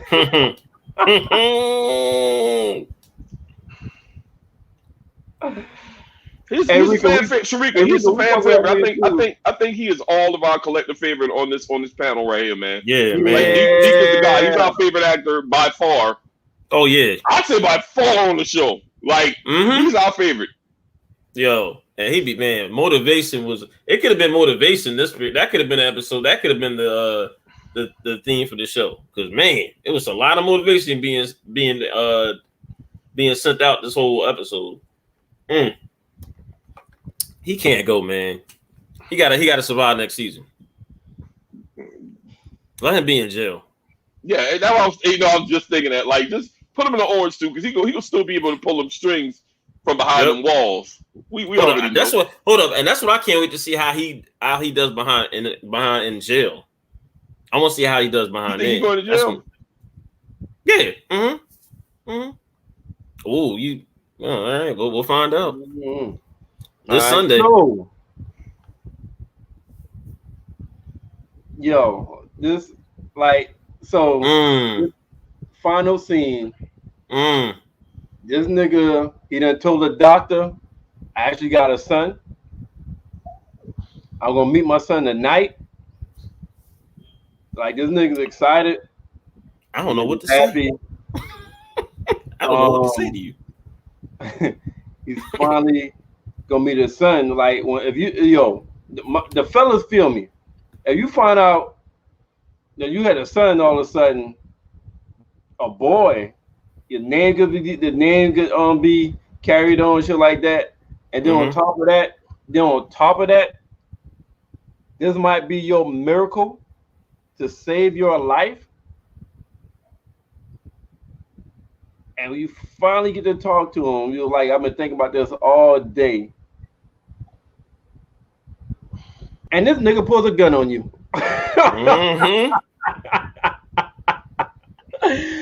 You've been waiting to meet him because it's your son. You got a boy. You might be your miracle to save your life. Bone marrow. You're excited. Damn, I get the bond. I ain't got no kids, no family. Family don't fuck with me. I might have a family all of a sudden, which is a fucking son. And when the first time you meet this nigga, he pulls out a fucking gun to kill your ass. I think about it like that, Merv, and that's very fucked up. Now that I think about it, like, it is. I mean, just imagine, fellas, if you had a son out there that you find out about, and the first contact you getting to meet him, and the motherfucker pulls a gun on you, happy as fuck. This motherfucker's first reaction is to shoot your ass, man. That's a fucked up feeling. Matter of fact, I think the feeling of him pulling a gun out is gonna hurt more than him actually shooting my ass. Like, damn, I'm sorry, I looked for your ass. Let your ass down now. But hold up, the worst part about that, really, not just that too, but he was like, yo, That jacket not yours. What in the hold up. And now knowing it was a setup.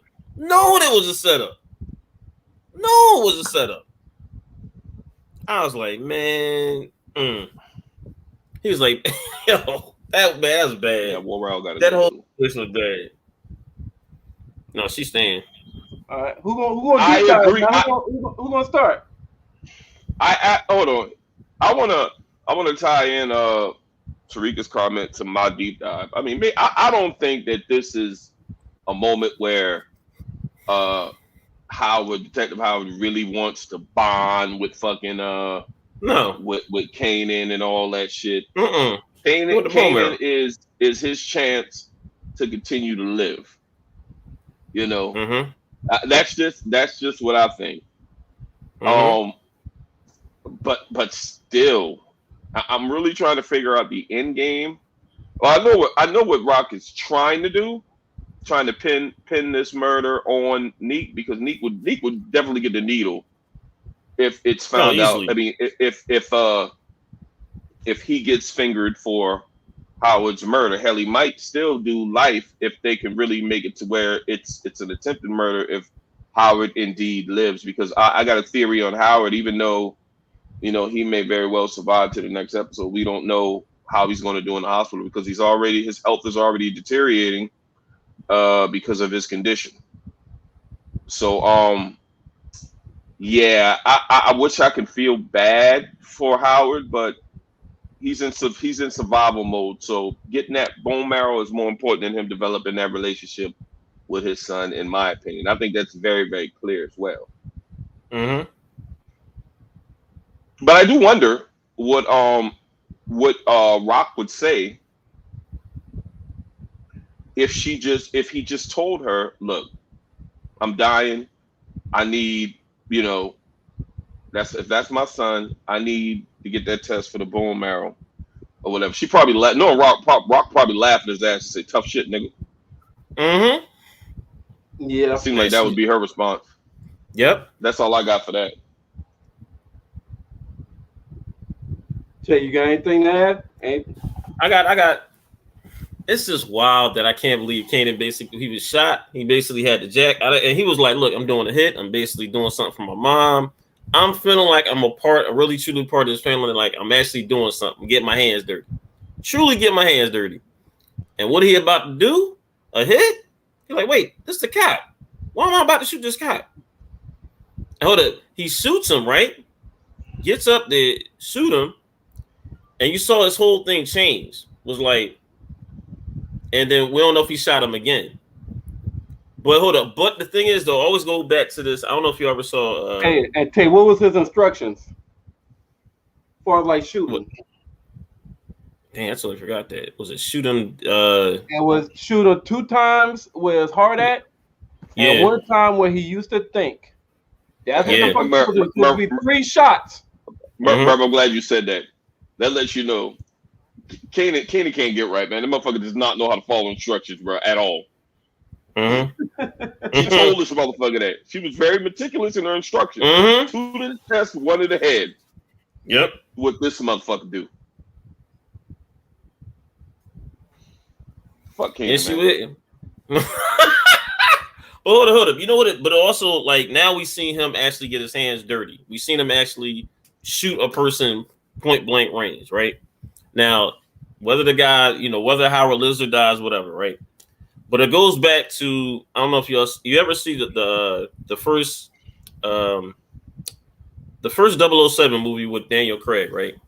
I forgot the name of it. And there's this bathroom scene in the beginning. And this is like literally his first kill. And the guy basically looked at him and was like, "Oh, this is your first kill." He said, "Well, look, it's gonna get easier. It's gonna get easier once you're done with me. It gets easier." I think I might have seen that. Remember that? And the thing is, what y'all gotta realize is that it ain't like Rock telling him to do something that she hadn't done. She did the exact thing to the hold up, the bodega owner. Heartless, just easily. And she was happy with it, and she was happy. Yeah, happy. Hold up, but Boy had to go though. I think we all agreed that Bodega Boy had to go. I think he had to go. I think we talked about that last whatever. Oh yeah, I was yeah. Him and the snitch. Those are two people I'm actually glad they got hit. Oh yeah, no doubt. I knew. That was what episode 2 when we saw the dude, the bodega owner, where they was setting up that business in there. I knew when I saw his wife had a black eye, I was like, somebody go kill this motherfucker. He ain't gonna last all season. He's definitely gonna die. And he was an asshole to boot. Motherfuckers giving you money to set up their work in your bodega, and you asking all these fucking questions and causing all these problems. Motherfucker, shut your ass up. Charge them dog food. Motherfucker, charge nuts.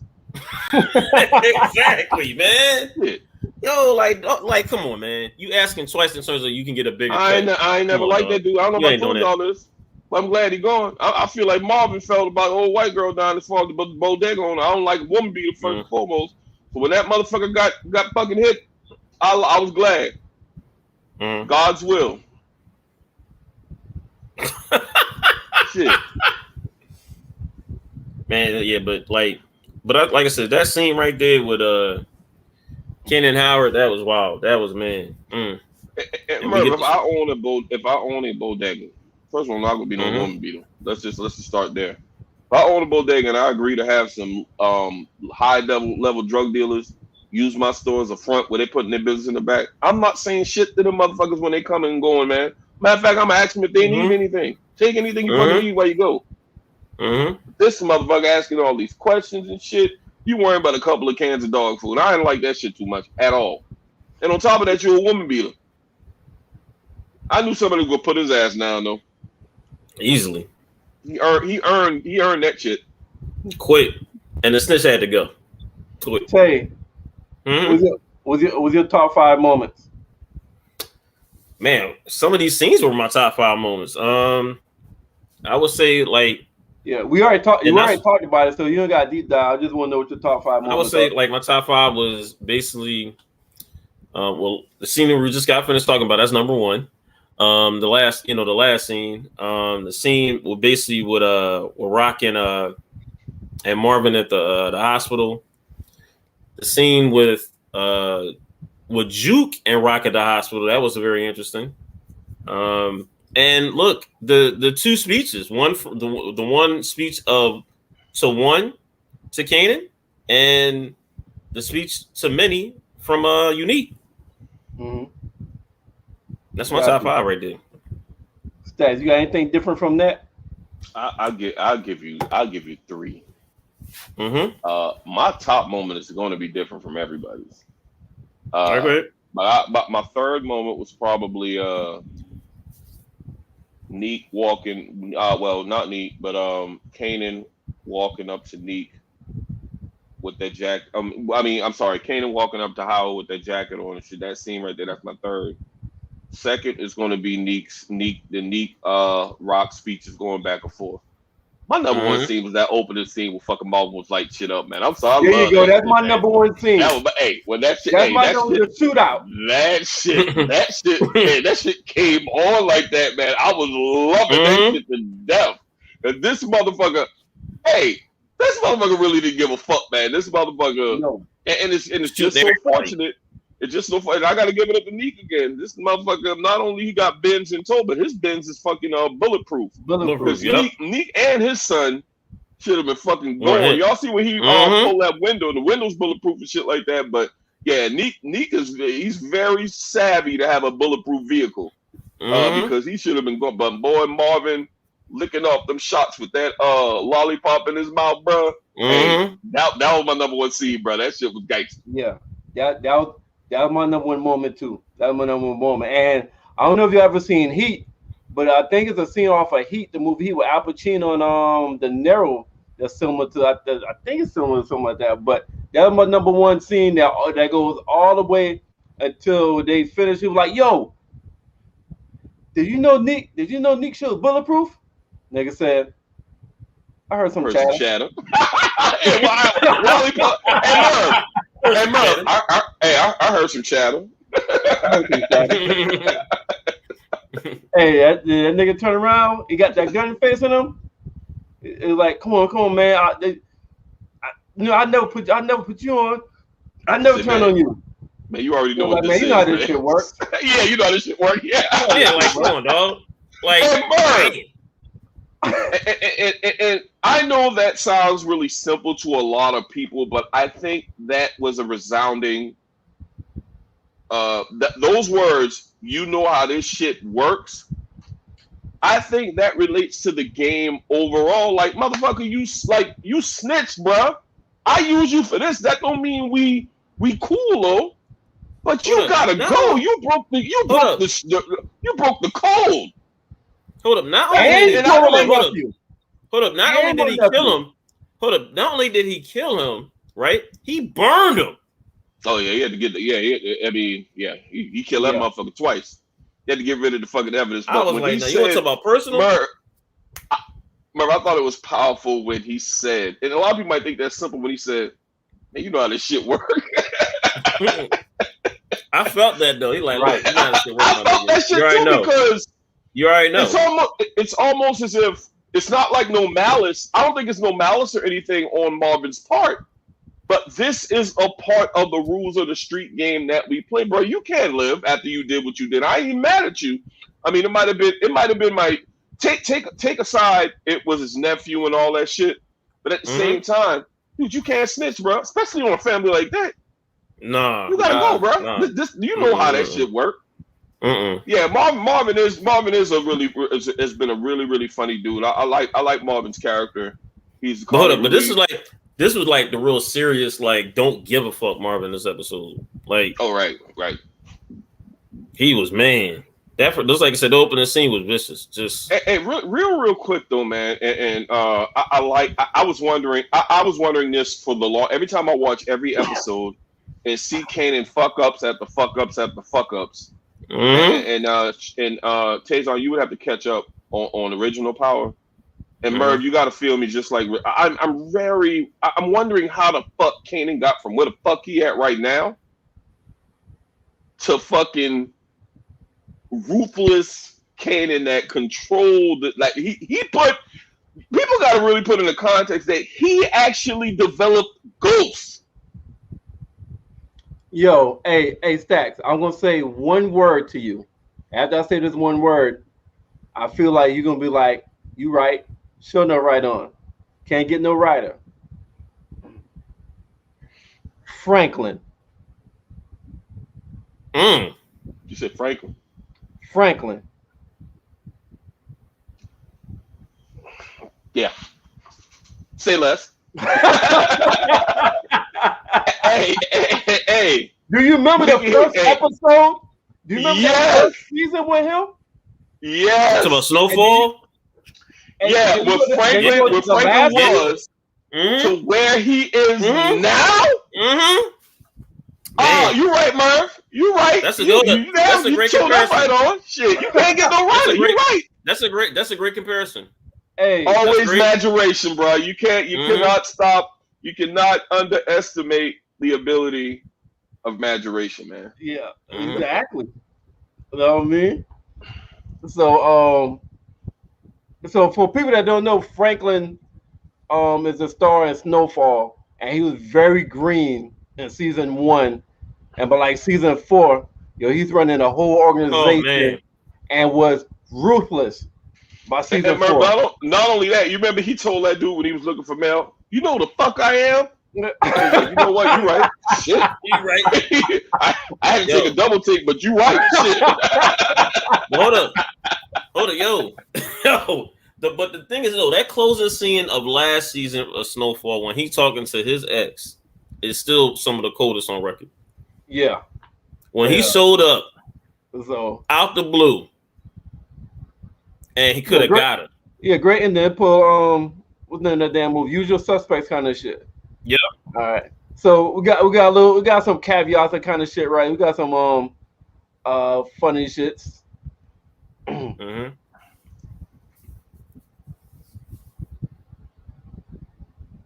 It said, I knew these this is the two niggas that tried to assassinate Lulu.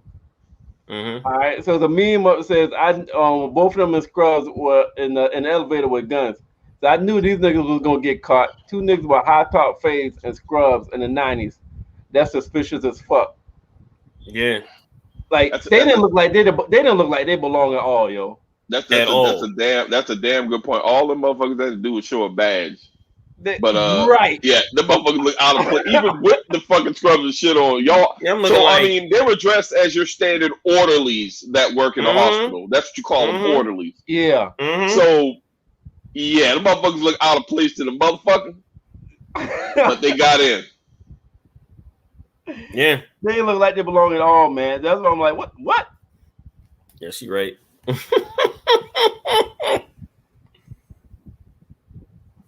That was wild. So that was the only one thing you're like, what the hell? All right, next thing. Mm-hmm. Question is, do y'all think Jukebox will be the one to off Marvin?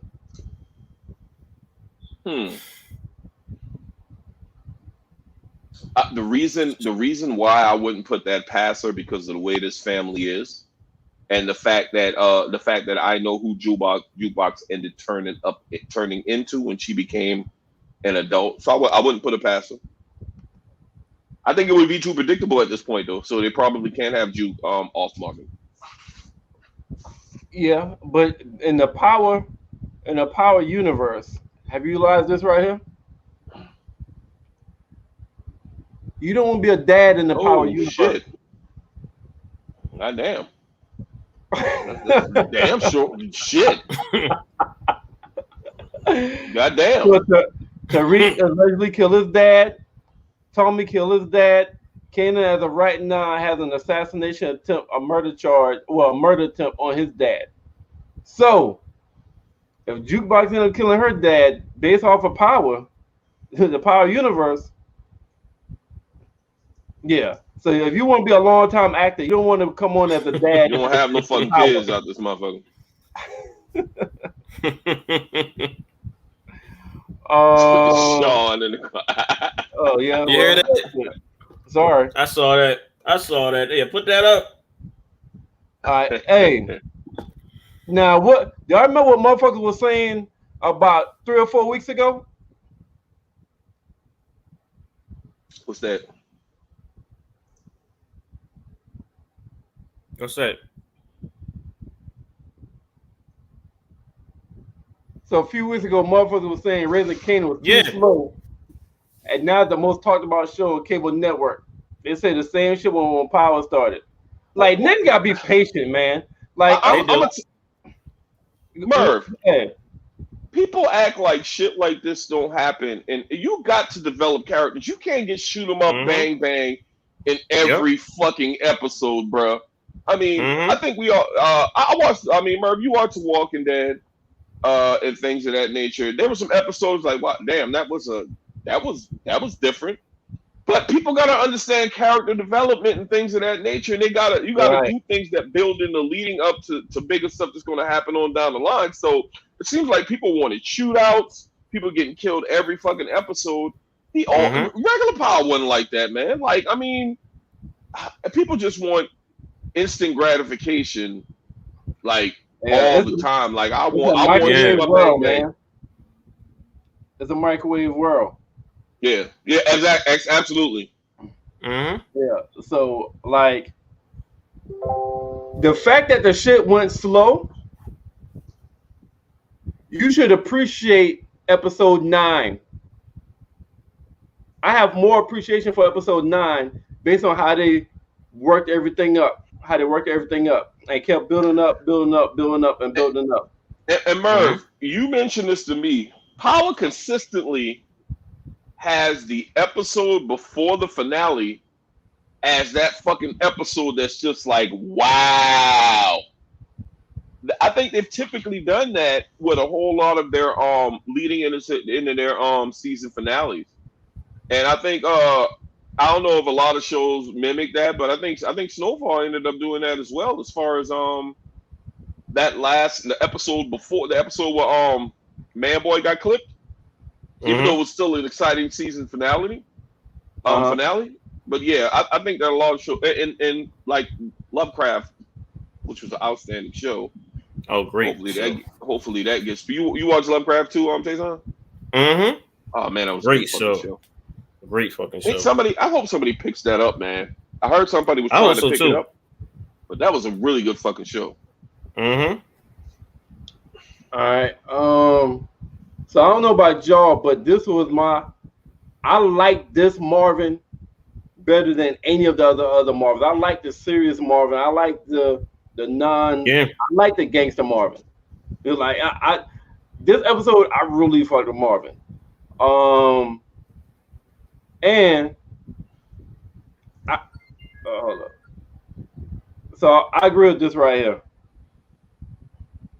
Is that Uncle Marvin and Unique need to get rewarded for their acting chops in this series, especially this episode right here. In this episode, well, I would say this episode. You can say that, but not all. I've seen some scenes like the scene with Marvin, saying somebody help me. I thought that was kind of damn. They could have do a better job at this shit. But overall, I mean, Unique without question. Yeah, definitely. As far as that last episode, yeah, Marvin did his thing acting wise, but Unique, like I said, man, he need an award. Far and away, he needs his own fucking show, man. He's far and away the best. Mm-hmm.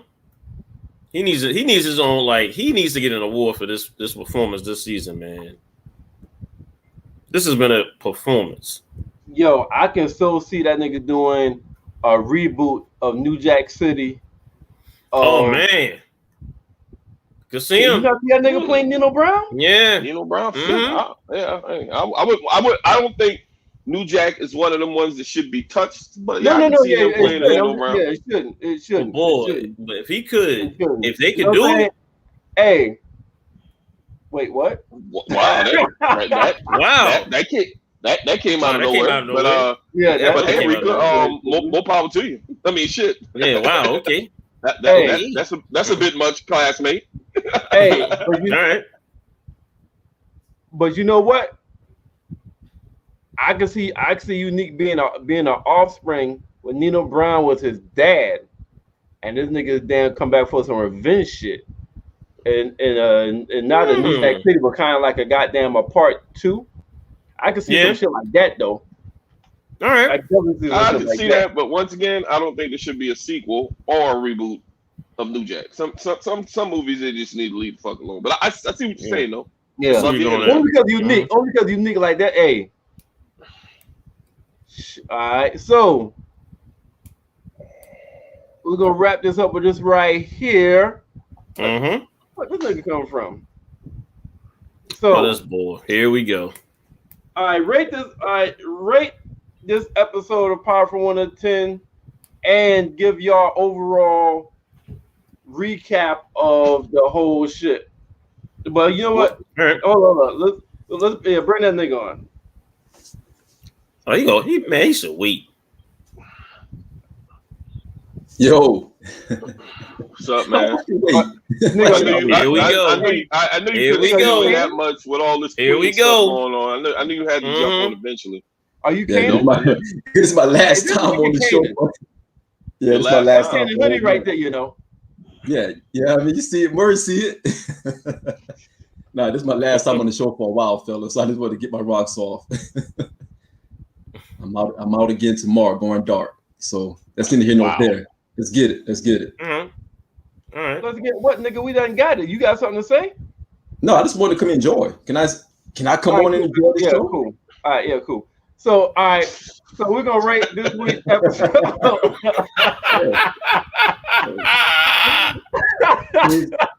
Queens get the money. Hey, so y'all, I want y'all to recap. I want y'all to rate this week's episode of Power and give a brief synopsis of the whole episode from y'all after you rate it. Everybody understand the assignment? Yeah. All right. Who will go first? I'll get mine out the way, man. The title, this was the best episode in the series.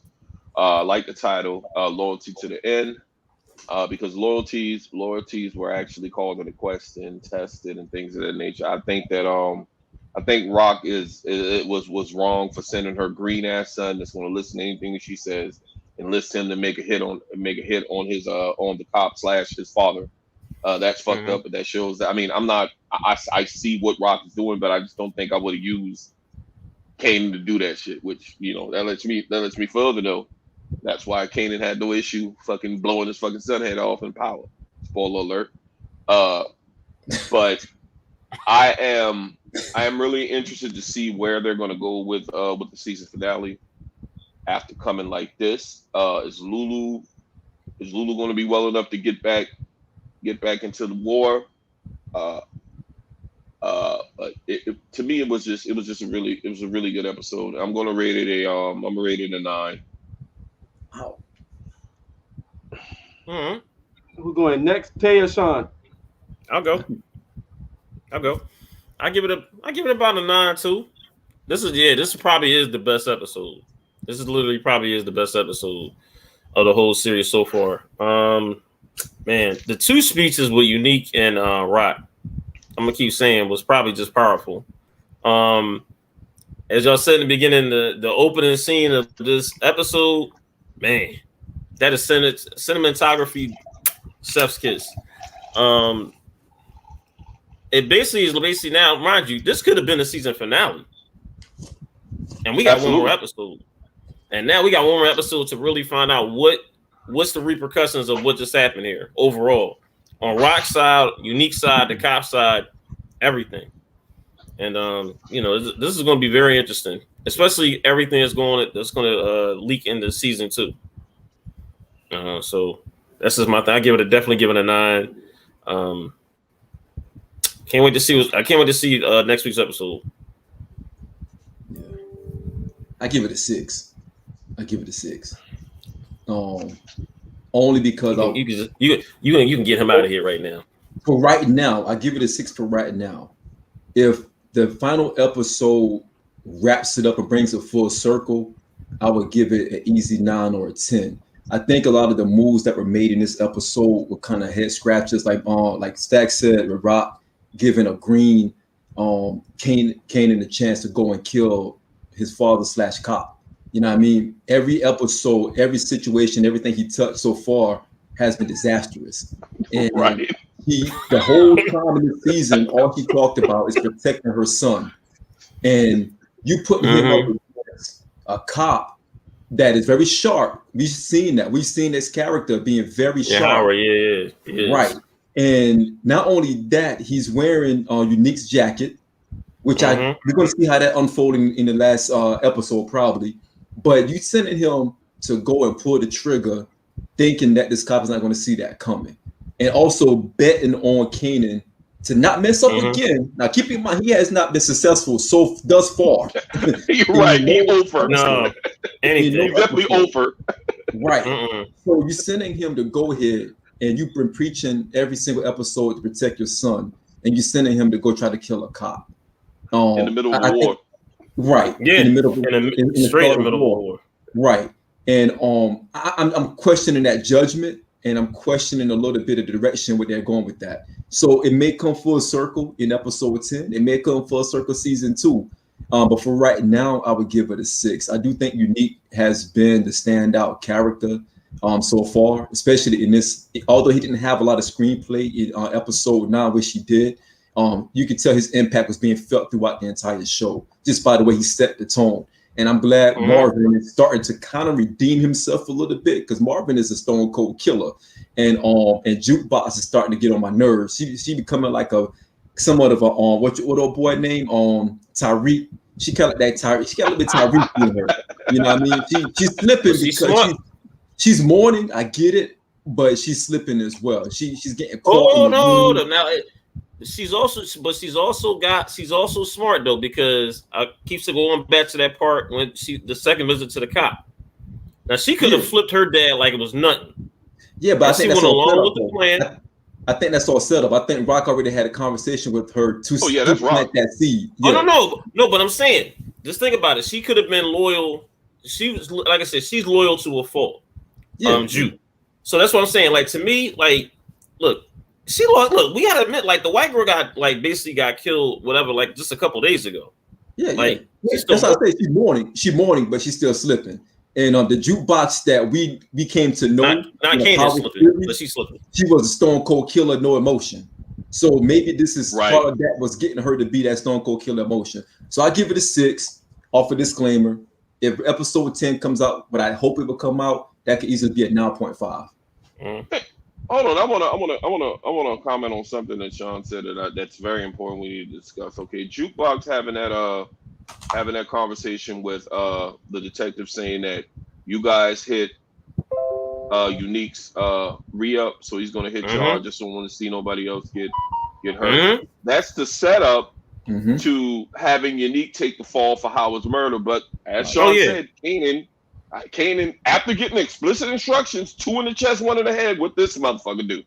Leaves this motherfucker breathing.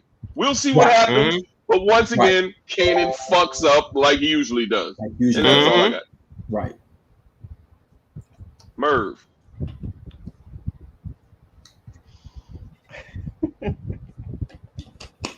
I can't wait to hear Merv. Yeah, Sean funny, man. Nigga, if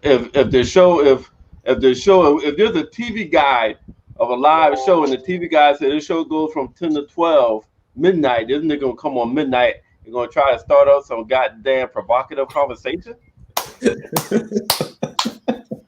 Moving on for 4 hours, you gonna try to come on this motherfucker and start a provocative conversation? I trying to help Taison. Nigga think he's slick, right? Let me tell you something. Let me tell you that. The nigga knows we about to get the fuck off. So ain't really too much time to rebut anything that he fucking says. He try to come to this motherfucker try to have the last motherfucking word. I'll call his ass. I'll call him at 12 o'clock today, man. That shit you said on the fucking show. I ain't with it. It's bullshit. So man, we're gonna have a conversation after the show, man. Hey. Because that 6 is some bullshit. I just want you to know that right now. I don't agree with the 6. Right. But it'll be wrong if we do some shit like get the fuck off our show with that bullshit. Oh! But we ain't like that though. We ain't like that. We're gonna let welcome everybody. We welcome everybody. Thank you for coming. Thank you, Stacks. Thank you. He said thank you for coming. Thank you, Stacks. Yo, listen. So, y'all know a lot of times I go against the grain. I give this show a fucking 10. I don't know if you picked that. I make no face when you said a fucking 6, nigga. Like, I said, so what the fuck are you thinking for? Oh, buddy. All right, so yo, I give this shit a 10. It's definitely best. It's definitely the best show this season. And I give it a 10 because I do feel like it brought a lot of shit full circle. A lot of shit that we was going, like, a lot of people wondering when the fuck is Kanan? What makes Kanan snap? What the fuck makes Juke snap? I think those two things in this episode is gonna be is gonna be the start of what made those two snap. And as far as like what Sean said, how you give Kanan that responsibility of killing Howard and give him a jacket. I mean, who the fuck else could do it?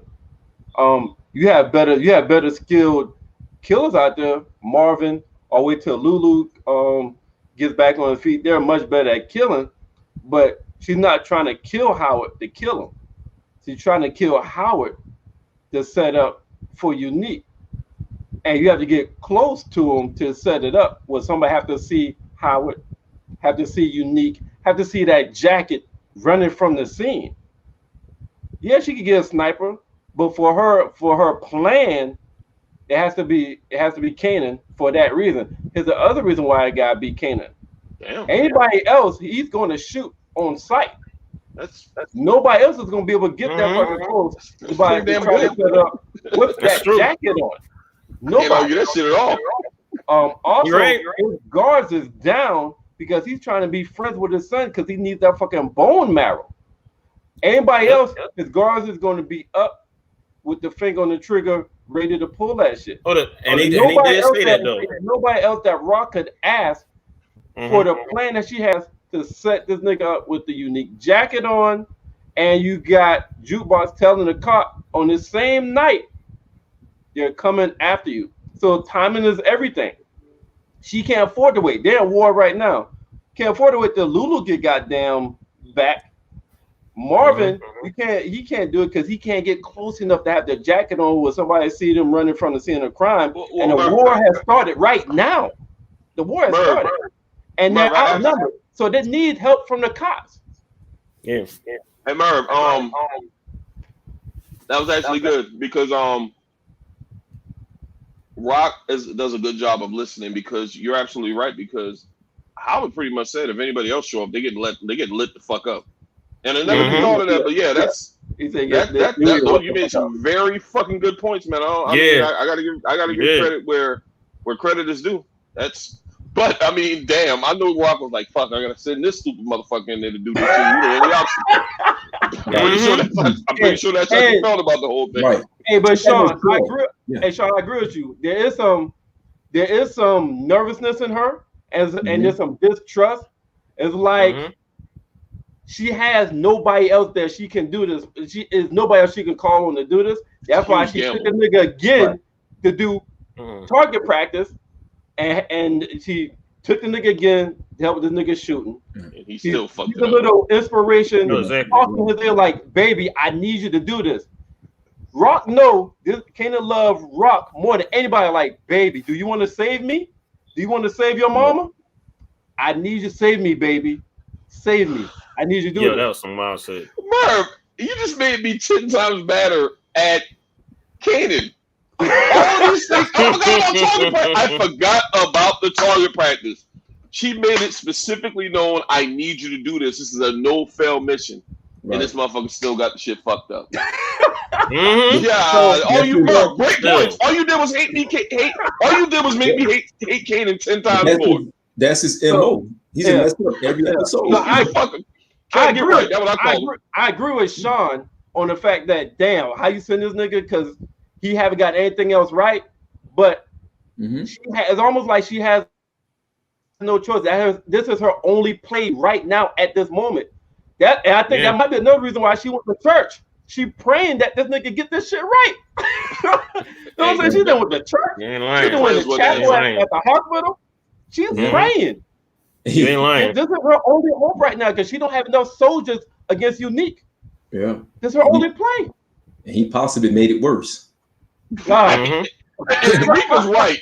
The setup was immaculate, but Kanan's execution leaves a lot to be fucking desired. Yo, but Kanan's had one fuck up every episode. Just I give it a 10 because I felt like when I watched the movie, the Avengers, the Infinity Stones, from start to finish that fucking movie, it was action, it was plot.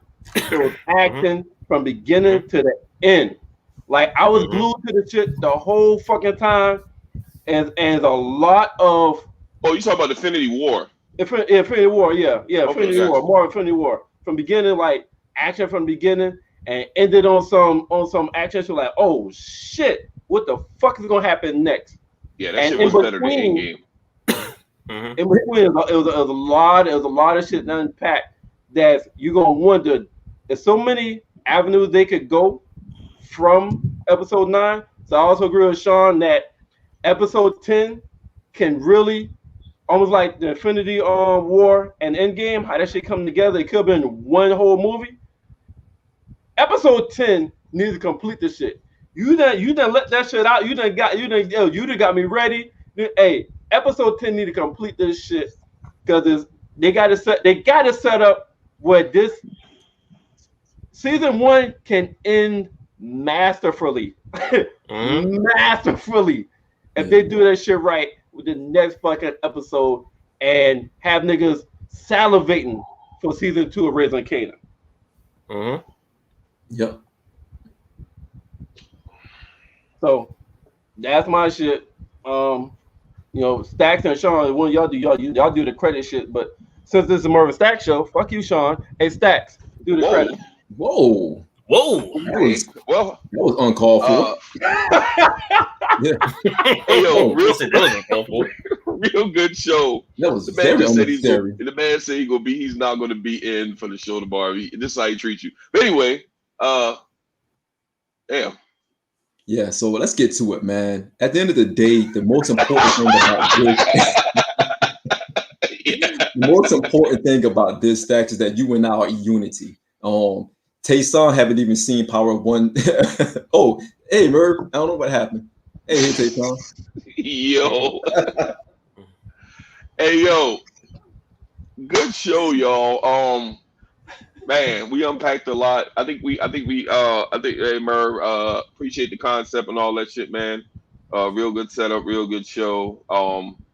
You know, it's been a little rough for me to get on at 7 as far as the job, but you know, I might not come when you call, but I'm always on time. Shout out to Ja Rule and them that just killed Fat Joe in the verses. Sean, oh my God, why did I do that? Why did I give a shout out to Ja Rule? I shouldn't have done that. Anyway, anyhow, great show, fellas. We already can't wait till we can watch episode 10. So we can bring that right back to you next Tuesday. Before we get into the credits and all that shit, just know we coming right back tomorrow. Guys podcast. I'm just give you a little preview, man. We saw a video. I think the mantra is going to take on a real man, real woman type deal. We're going to have a discussion. We're going to break down this very interesting Facebook video. It's going to be really, really good. My biggest thing is it calls for accountability on both sides. And it's going to be, y'all know we love the battle of the sexes sometimes, so people going to have their different opinions on that. Can't wait for that to go down on tomorrow. I know people going to have a whole lot of feedback, input, and things of that nature. But not to give y'all too much, we don't want to spoil it or whatever. But shout out to Facebook Live, YouTube Live, 1 Mile High Radio. Y'all fucks with us heavy. Blackjack TV. Also Primetime Sports. Y'all rocking with us as well. All our solid partners in the front, everybody in the front lines, everybody in the background that's supporting us. Shout out to Blast Music, by the way. Shout out to the lady. Shout out to Team Bean. Shout out to Becca. Shout out to the homie Mark. Y'all see all of them tomorrow. What else? Am I leaving out anybody? Apple download. Oh yeah, absolutely. Make sure you download all our pods are streaming on, but the Wednesday pods right now streaming on Apple Music, Google platforms as far as podcasts. So yeah, go ahead and download that. Show support. Check us out tomorrow at 8. Hitting you up as we always do on Wednesdays, and then we got some stuff bubbling in the background as always. You just gotta stay tuned, man, because we like Puffy. We ain't gonna never stop. We ain't gonna stop, man. We gonna keep going. Take that. But that's all I got, gentlemen. Until tomorrow. Peace out, gentlemen. Peace out.